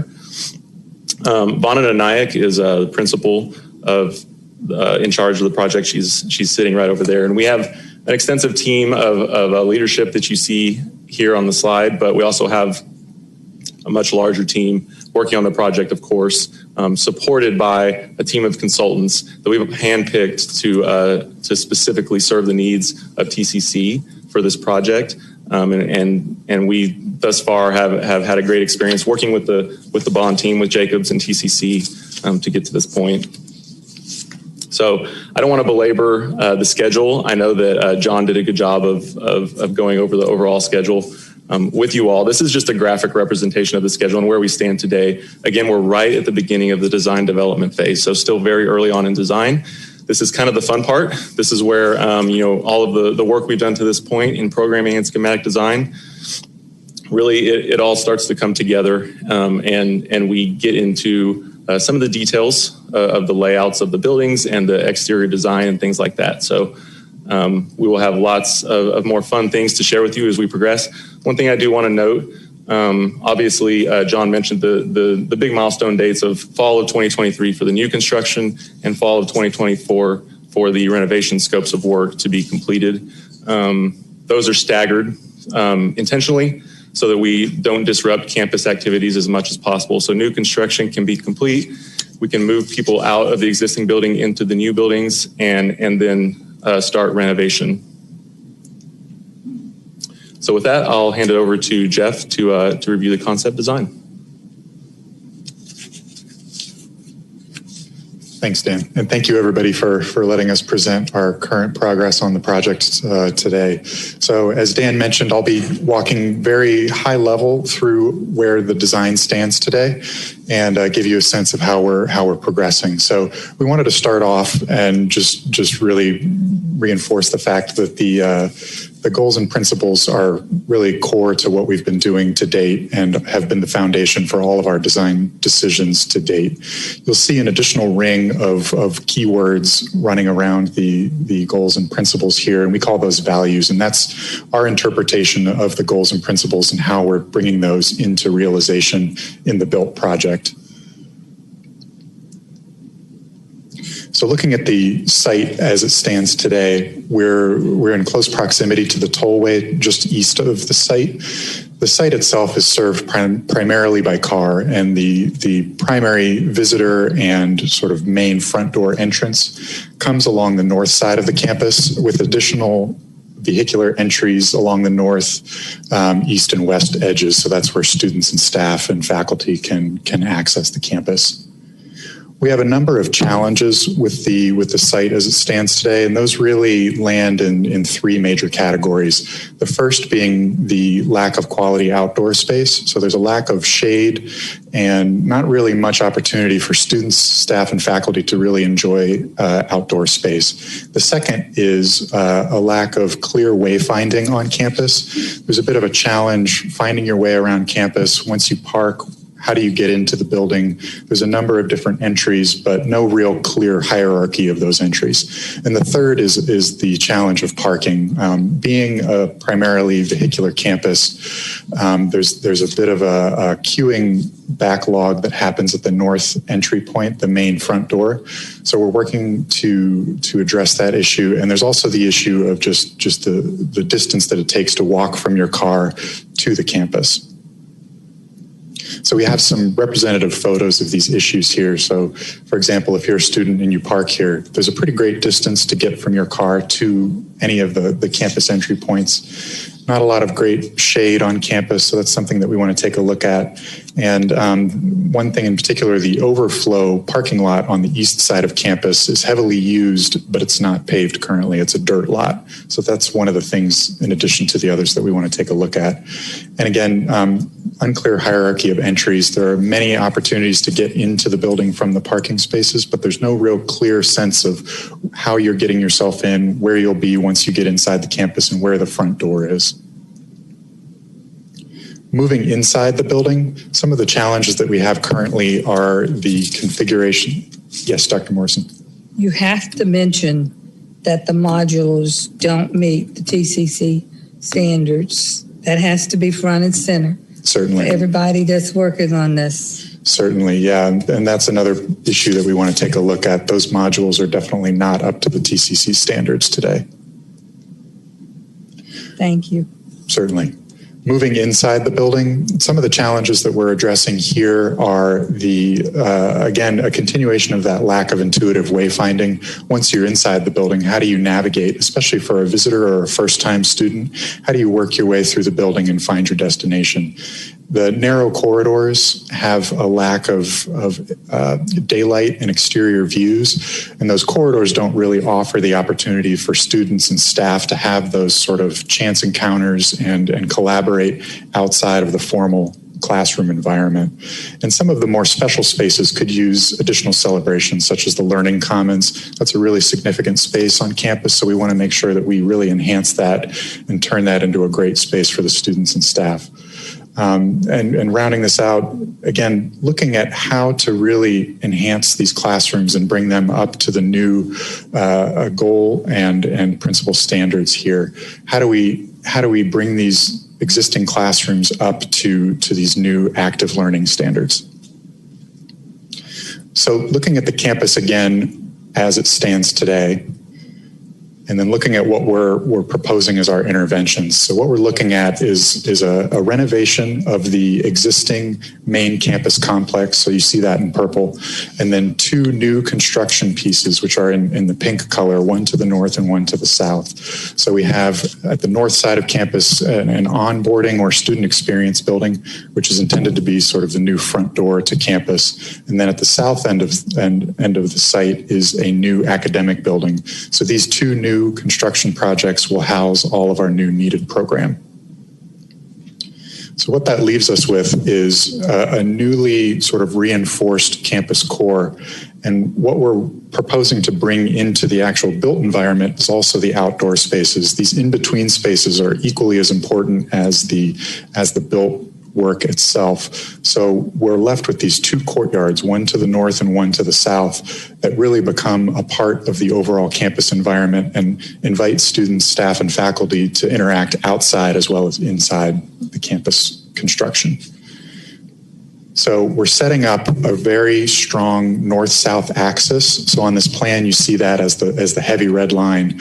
So what we're trying to do is really streamline circulation through campus, set up a very obvious and easy to locate front door, which is at the north end of campus there, and then help draw students clearly through campus, through the different learning environments, and work those two courtyard spaces into that major axis. And then with the positioning of these two new buildings, we're bringing the campus construction much closer to a lot of the parking spaces. And so there are plenty of opportunities for access to these new buildings from the different parking lots.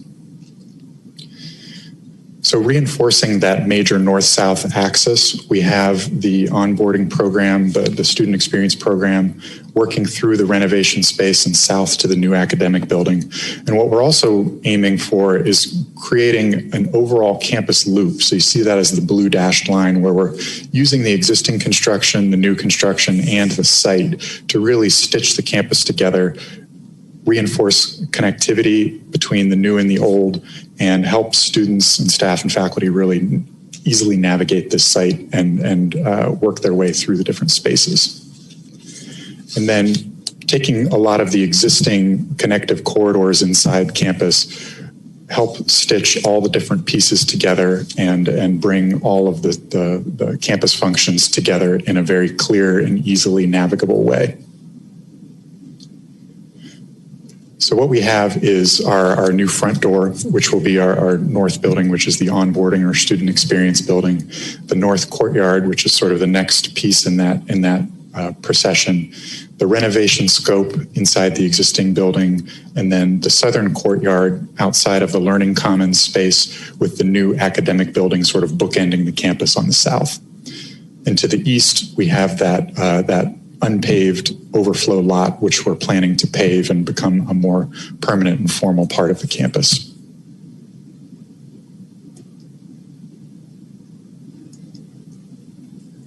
So I'll hand this back to Dan, and then I'll be back up to talk about some other program spaces. Excuse me, what did you do about the buildings activities that are in the modules? I assume the modules are going to be demolished.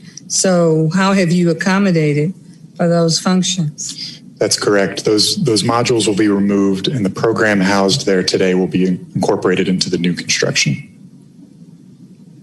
And if you visit the campus, you know that it's extremely overcrowded. And so are you suggesting that the 2 small facilities that you're building will be sufficient to increase the student capacity of the campus? That's correct. And I think Dan can speak better to that. Thank you. You're getting ahead of us.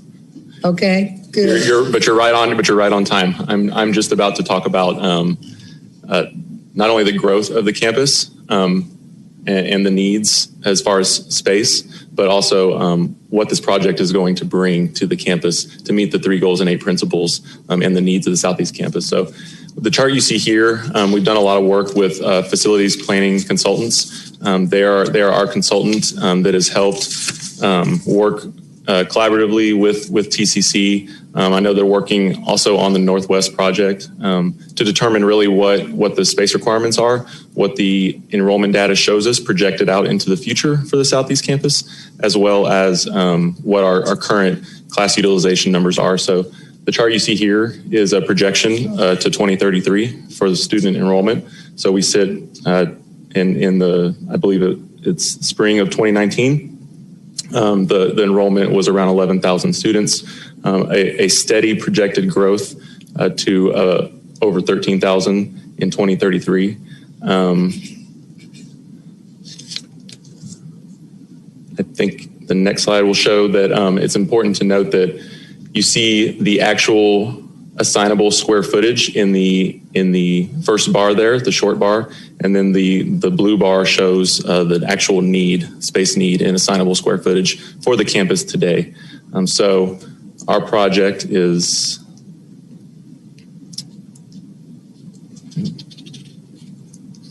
there we go. So our project will increase the square footage of assignable square footage on campus.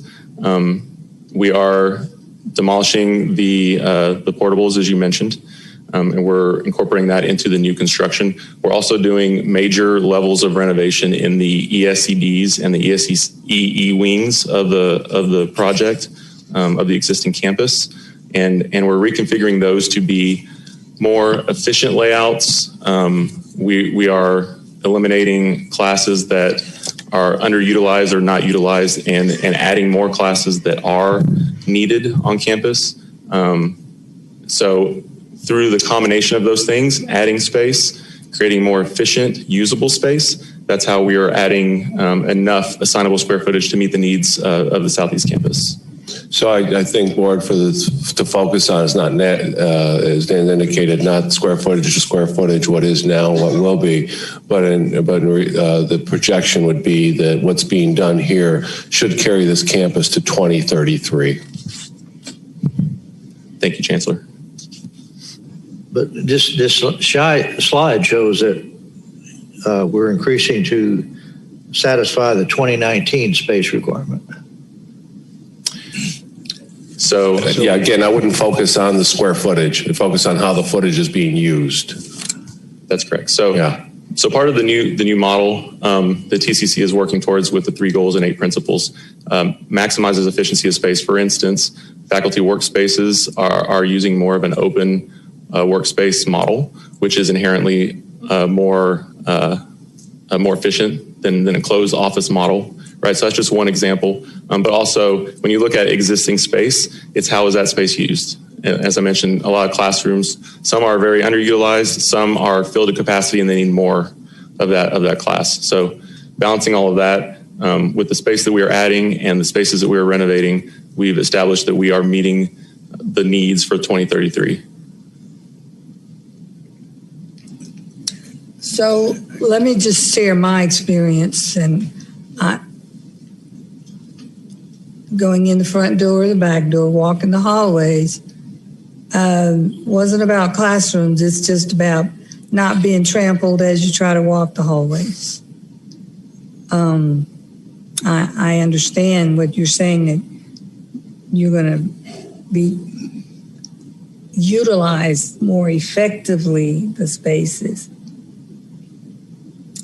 My concern is about people getting to and from the spaces. That is a great point, and that's something that's been brought up numerous times by the TCC team. And so our design is going to address some of those issues. We're providing wider corridors with more effective student gathering space, or sticky space as we call it.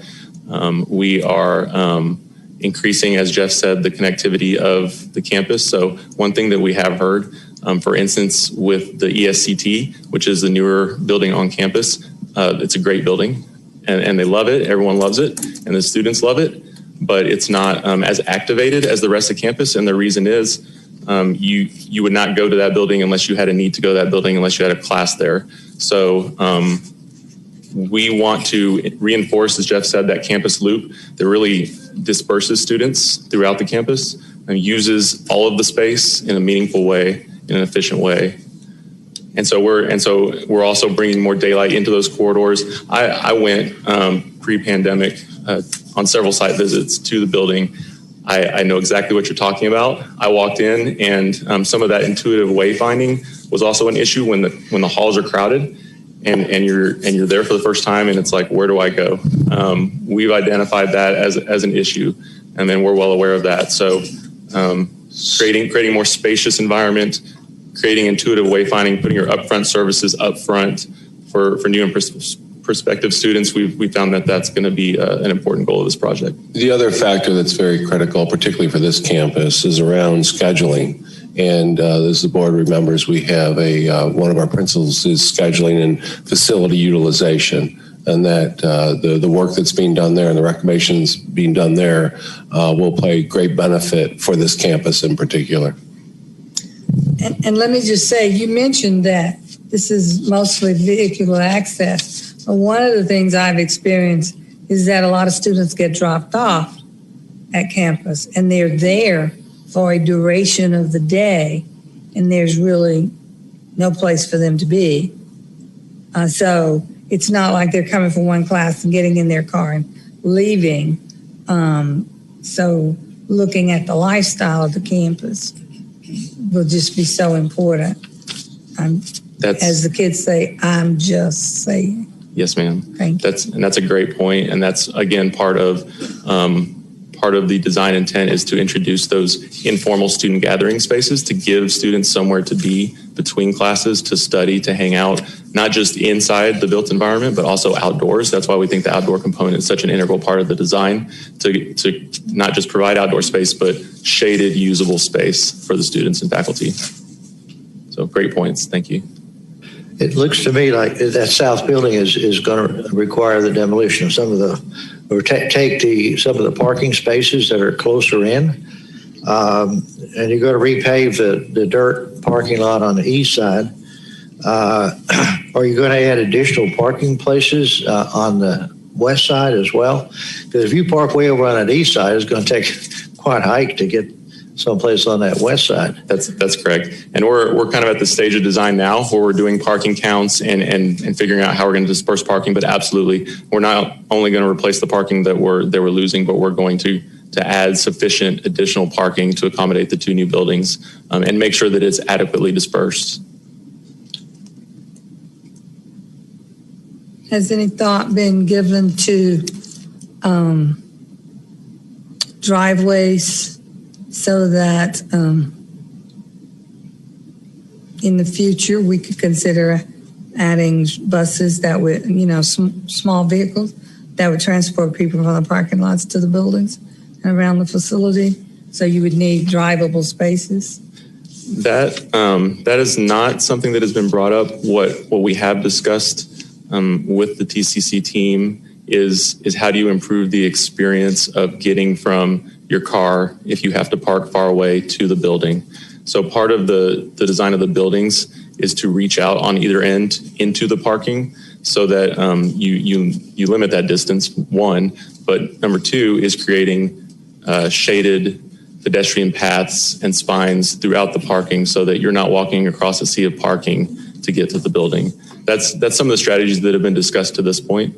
but that's a good thought. That's something that we can bring up with the team. This is Arlington. Have you given any thought to an electric autonomous shuttle service to go all around the campus? I mean, all these are great considerations.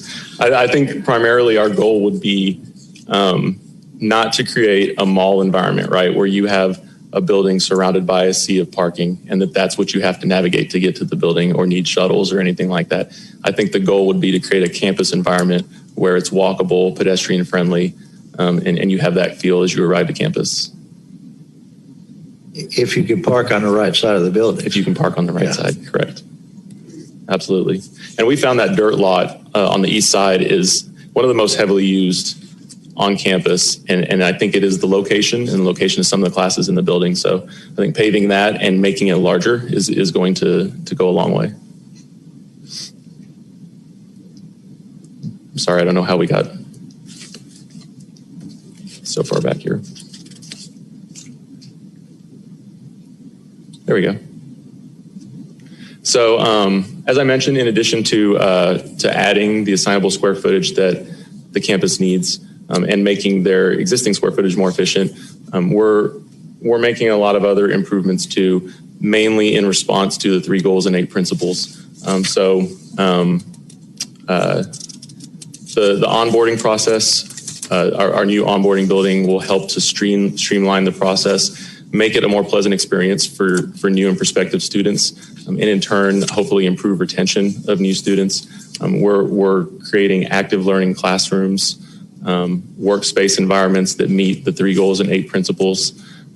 We also are keeping the culinary program as part of the program of the campus, but we are relocating it from the existing building into our south new building. That way we can give them a better, more usable layout for their training kitchens, the access to exterior space that they need for herb gardens, outdoor seating, and things of that nature. So really make it a nice program. Does the new configuration address student dining? So we are going to have a dining area in the culinary space. It's going to have a point of sale where you can come and you can purchase baked goods and things like that. So yes, there will be that component. The current subway that's there on campus, we are not touching that, or the kitchen for that. That's out of our scope, so that will remain. So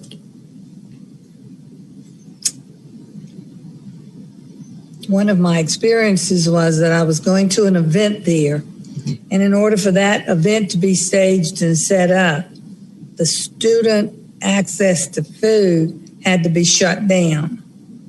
So after about 1 o'clock, there was no student access to food, and I don't know that it opened up after the public event.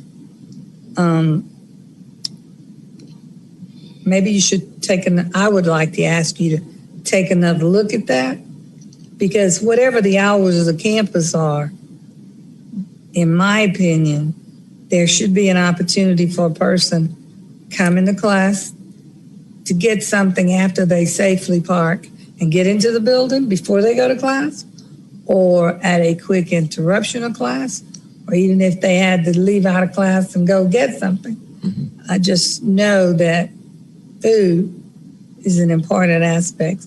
The other thing is, I'm not looking at it. I'm certain you've taken in advance, but to relook at the bathroom facilities that are near all entrances.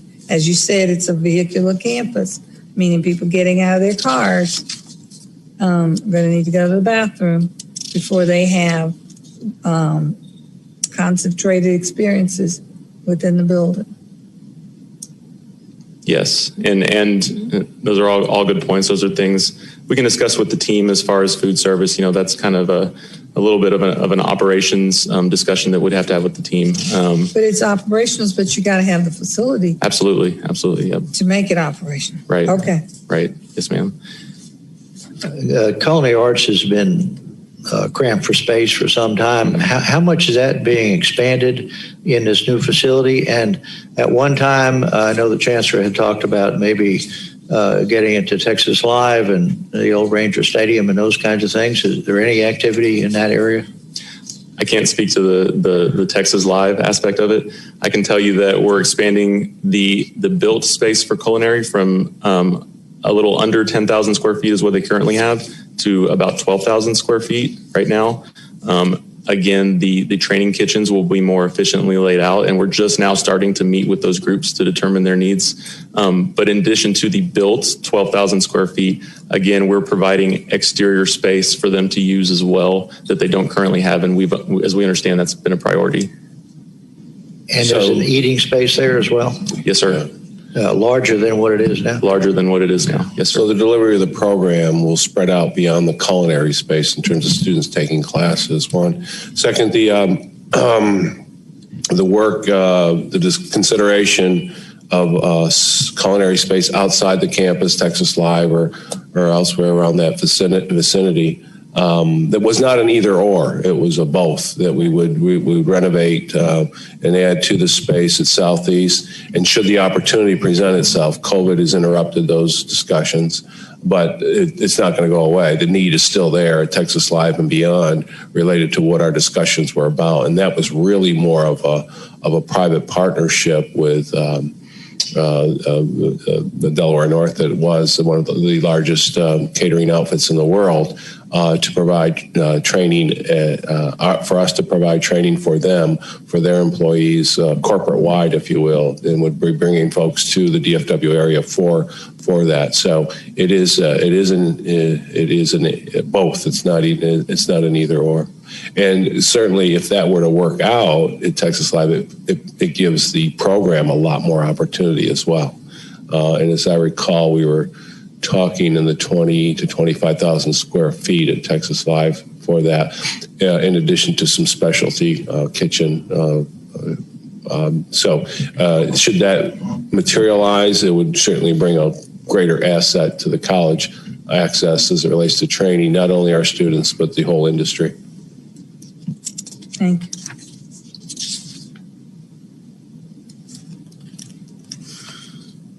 All right, I'm gonna hand it back to Jeff.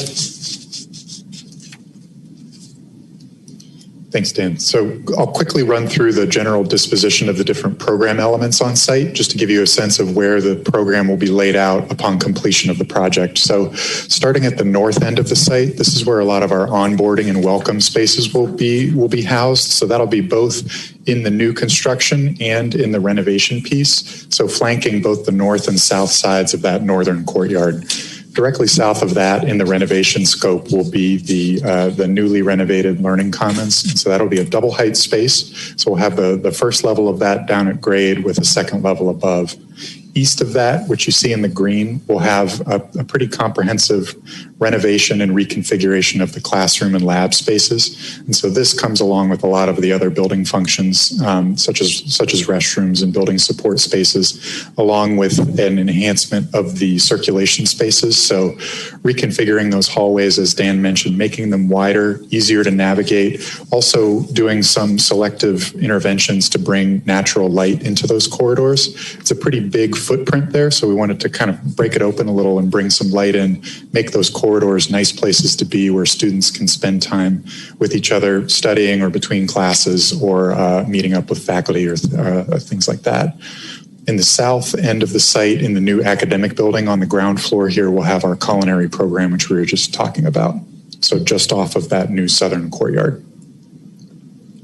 Moving up to level 2, in the northern building, we'll have a lot more of those welcoming and onboarding facilities. And then just to the south of that courtyard, in the existing renovation space, we'll have a large suite of faculty spaces, and the second level of the learning commons just south of that. And similar to the first floor, we'll have another level of renovated labs and classroom spaces to the east. In the new academic building at the south end of the site, we'll have classrooms and labs and faculty spaces on level 2. And then moving up to the third floor of that academic building, we'll have additional classrooms, labs, and faculty spaces there. And just to talk one more time about a lot of these different interior design solutions that we're working with, a lot of it really is focused around streamlining circulation through the building, enhancing connectivity between the different spaces, bringing a lot more opportunity into the building for students to interact with one another in those sort of in-between spaces, in the corridors, and also in some of those more celebrated special spaces like the learning commons, and then connecting a lot of the interior functions with the exterior. So by creating these two new courtyards, we're providing a lot of really high quality shaded outdoor space that can be just as usable as a lot of this interior circulation space, so students can spend time both indoors and out. So I'd be happy to field any questions or comments you may have on that.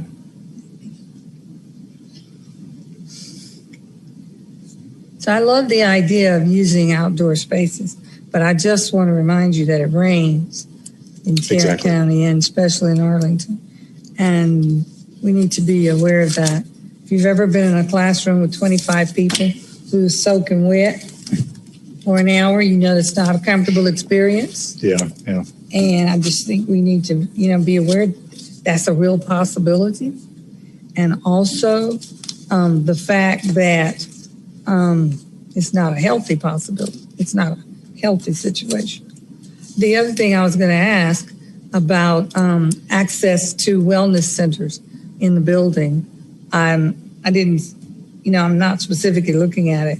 So I think wanted to bring that to mind, that Yes. should be a consideration. Exactly. And we don't have it indicated on the floor plans that we just ran through, but there will be a wellness suite in the new northern building on the ground floor. So students will have access to that sort of up at the front end of the campus there. You mentioned, as Dr. Morrison said, a lot of outdoor spaces. It gets hot here in Texas, as you well know. Are we going to provide shaded areas, or is that going to be just trees, or how are you going to deal with that? Yeah, we're handling that in a number of ways. So the landscaping, the trees, things like that will play a significant part in creating that nice shaded environment outside. But the position of the buildings themselves are also intended to offer that shading for these outdoor courtyard spaces. So the outdoor courtyards have been scaled such that the buildings located south of those, so that would be the new academic building at the south end of the site and also the existing renovation space, those will sort of naturally shade those outdoor spaces during the middle of the day, during those hot days. And we also have a number of shading devices that are part of the architecture that we have planned right now. So whether that's trellises or roof overhangs, things like that. So we're relying on that combination of factors to really help create a nice environment outside that's inviting for the students and is something that they will use year round.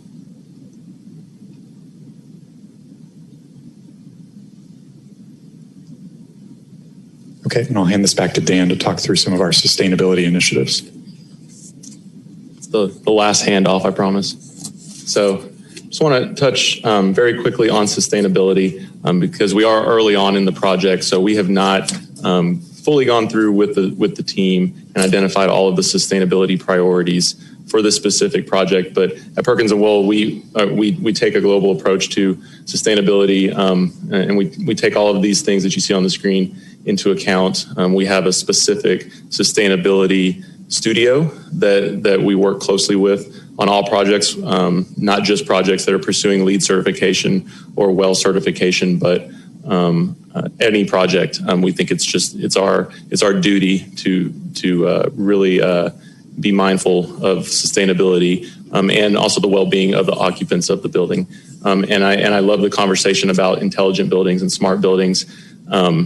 We're excited to dig into that as we get further into design and determine what is appropriate with the bond team for this project. But as an architect, we love hearing that kind of thing, and we appreciate that TCC is forward thinking in those matters. So at this early stage, we are already kind of looking at passive solar angles and being mindful of the way we orient the buildings, lay out the buildings on site, which facades have what percentage of glazing, based on our solar angle studies. So those are some of the early things we do. But like I said, we will start to get more and more into that as we proceed through design. And lastly, I do want to touch on budget a little bit. Obviously, you all know that the total project budget is $125 million. That is all in. We've been working with Jacobs and TCC, identifying the project soft costs, backing those out. So we've identified that the actual hard construction costs for the project are about $93 million. So we have been and will continue to work closely with the team to make sure that we are designing to budget, that we prioritize the campus needs as well as the district standards to make sure that we maximize and get the bang for the buck out of that $93 million.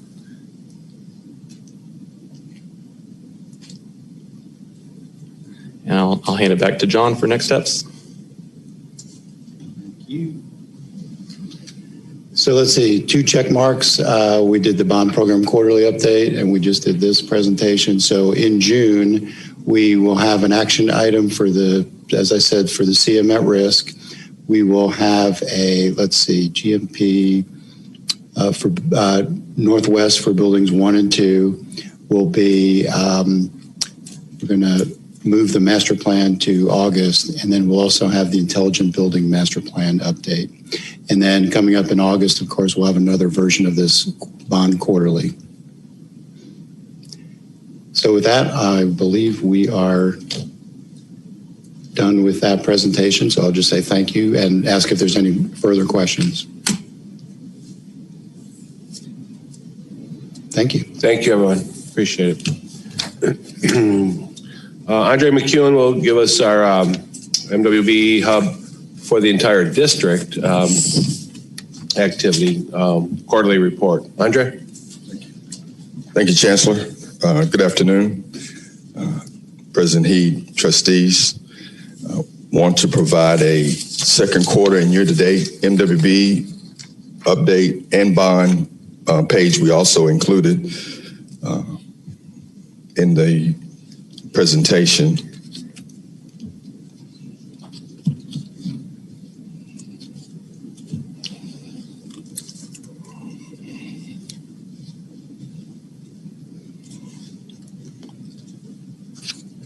Just a reminder, the board adopted a new hub MWB program in August, and we're here today to provide our quarterly updates as committed by staff. The goals, continued goals of making sure we achieve our hub identified goals, as well as in specific categories, professional service, other services, contract, commodities, as well as construction, maximize the use of our hub firms in both our job order contracting program, as well as joint venture opportunities, and continuous targeted vendor outreach, as well as utilizing and leveraging our 100 to 200 vendors that we have in our system today, as well as maximizing on our membership in North Central Texas Regional Certification Agency, upon which I serve as a board member representing the Tarrant County College. Specifically, how are we doing? We're doing quite well. Excited for the numbers. As you see here, we're achieving all of our goals in all areas except one. That's our other services area, but in construction, commodities, special trades, and special trades are the special trades related to construction, roofing, drywall, carpet. Those are the special trades. Want to make sure, identify that specifically. Professional service, as was asked earlier, architect, engineering, consultant services are professional services. So as you can see through quarter 2, we're at $11 million total, achieving all of our metrics in our categories except for other services. Other services is a catch-all, if you will. In that area, we have things like Texas Industrial Security, which is a security firm. So that's our catch-all for everything that doesn't categorize in those other 4 categories. So that will be a challenge, but we'll continue to push to do targeted outreach in those other services to make sure we try to achieve that goal, as you see, of 26%. Within quarter 2, we only achieved about 5.9%, 6%. But we'll continue to focus there. Cumulatively, we're at $21 million. As a percent of total, we're doing quite well. And so we'll continue to push. Construction is our driver, as you heard from the Skanska from the Jacobs presentation. But in commodities, we're doing well. IT services, construction, special trades, and those other areas. But again, we've done quite well, sustained strong growth. We estimate that we'll continue seeing growth in all areas throughout the program, both on bond and non-bond programs. Let me stop there and ask. I've got another slide, but I want to stop there and ask any questions in that area on this page. Okay. Next page is the additional page that you just heard from John from Jacobs. We wanted to break out our bond spend. And I believe just a point of clarification, in John's report was primarily the tier 1. In this report is a combination of both tier 1 and tier 2.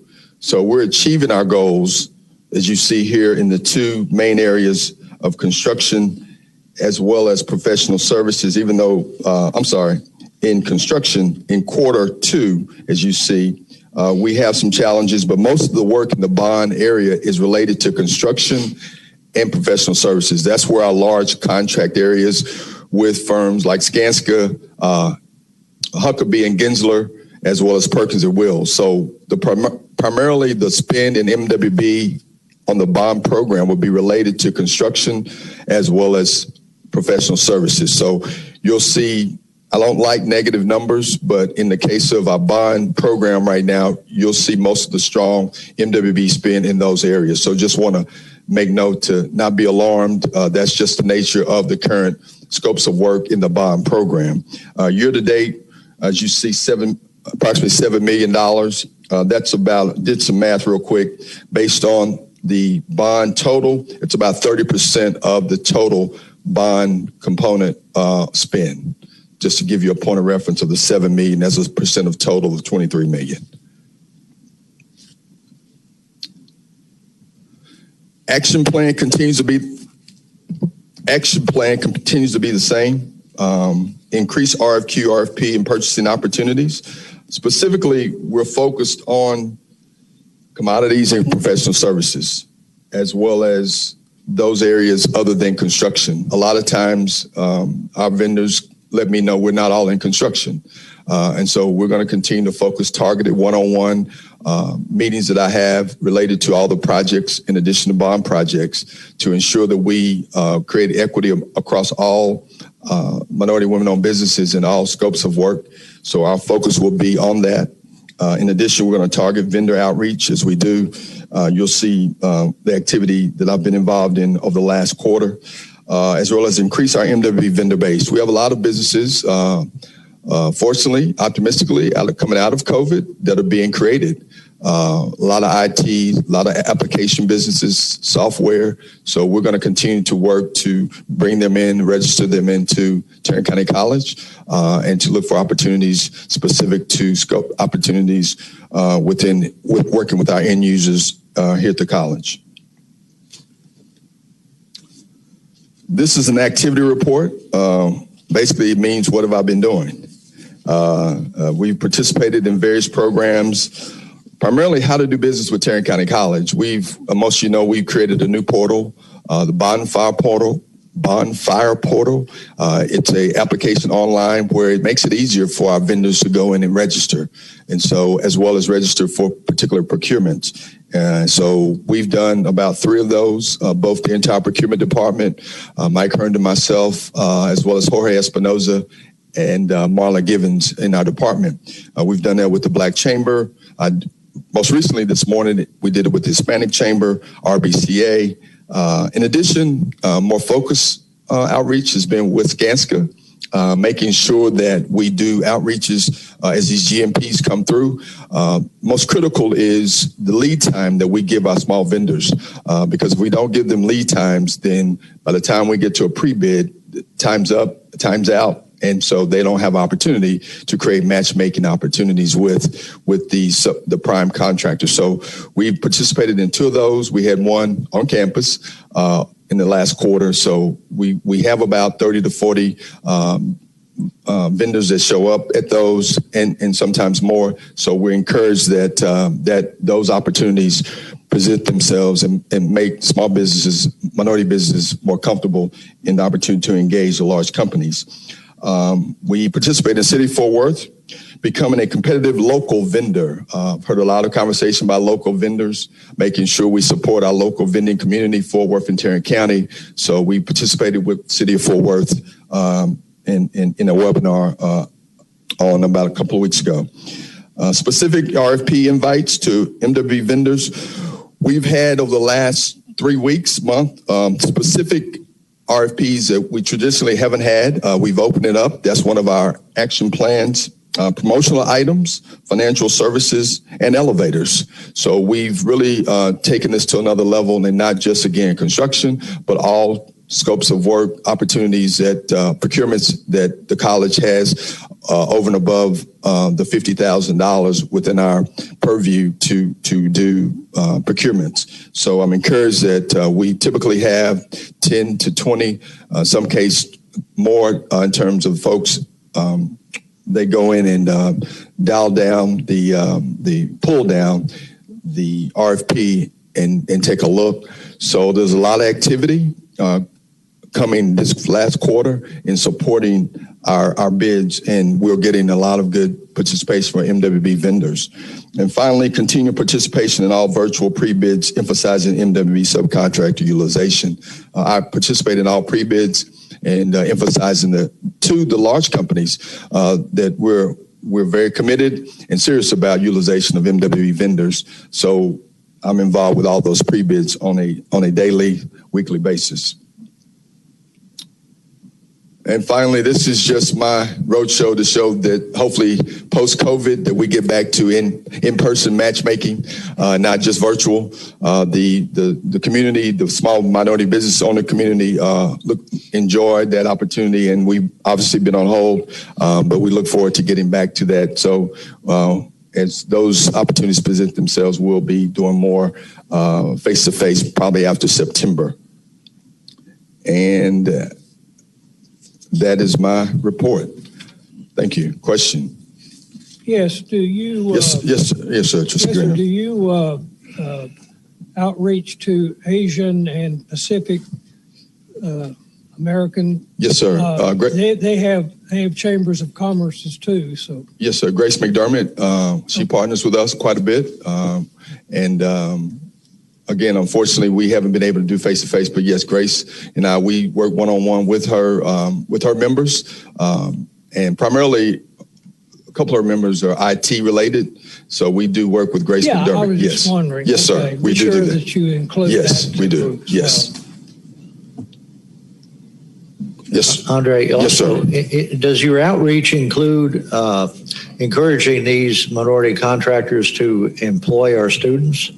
Yes, they do. During the construction? Sure. On that note, as far as internships and apprenticeships, we've been in conversation, I think was mentioned one. We've talked Skanska specifically right now. We've connected them with our strategic partnership, Dion Bagsby Jones. And so they have a program that they're working with directly. I basically hand off to that department. I've mentioned that to Shannon here recently, but will be, and we encourage. It's not in the proposal. Let me say this, it's not in the evaluation process, but once we bring on these firms and we anticipate we have that conversation of encouraging these firms, large firms, be they construction or architect, engineers, to engage with our departments that support internships and apprenticeships. We are doing that. Yes, sir. And there have been, in one case, one intern, and we'll work to increase that where possible.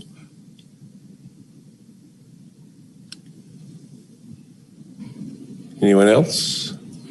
Thank you, Andre. I will mention Dion's efforts over the last year or so have intensified as it relates to that purpose of putting students to work And so that hadn't happened until recently. And so I've spoken with him at length related to that.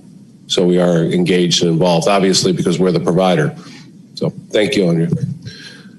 Susan, you're going to do the digital roadmap use case master plan structure. Can we take a 2-minute break, or do you want me just to take it?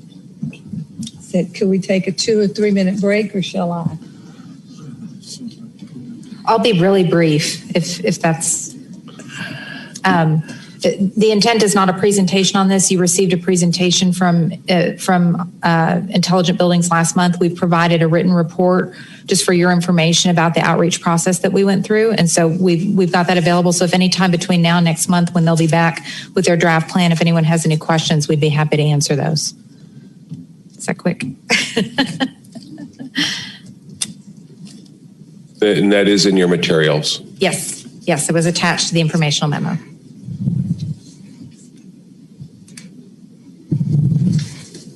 We will now go into a closed session and we'll take a 10-minute break.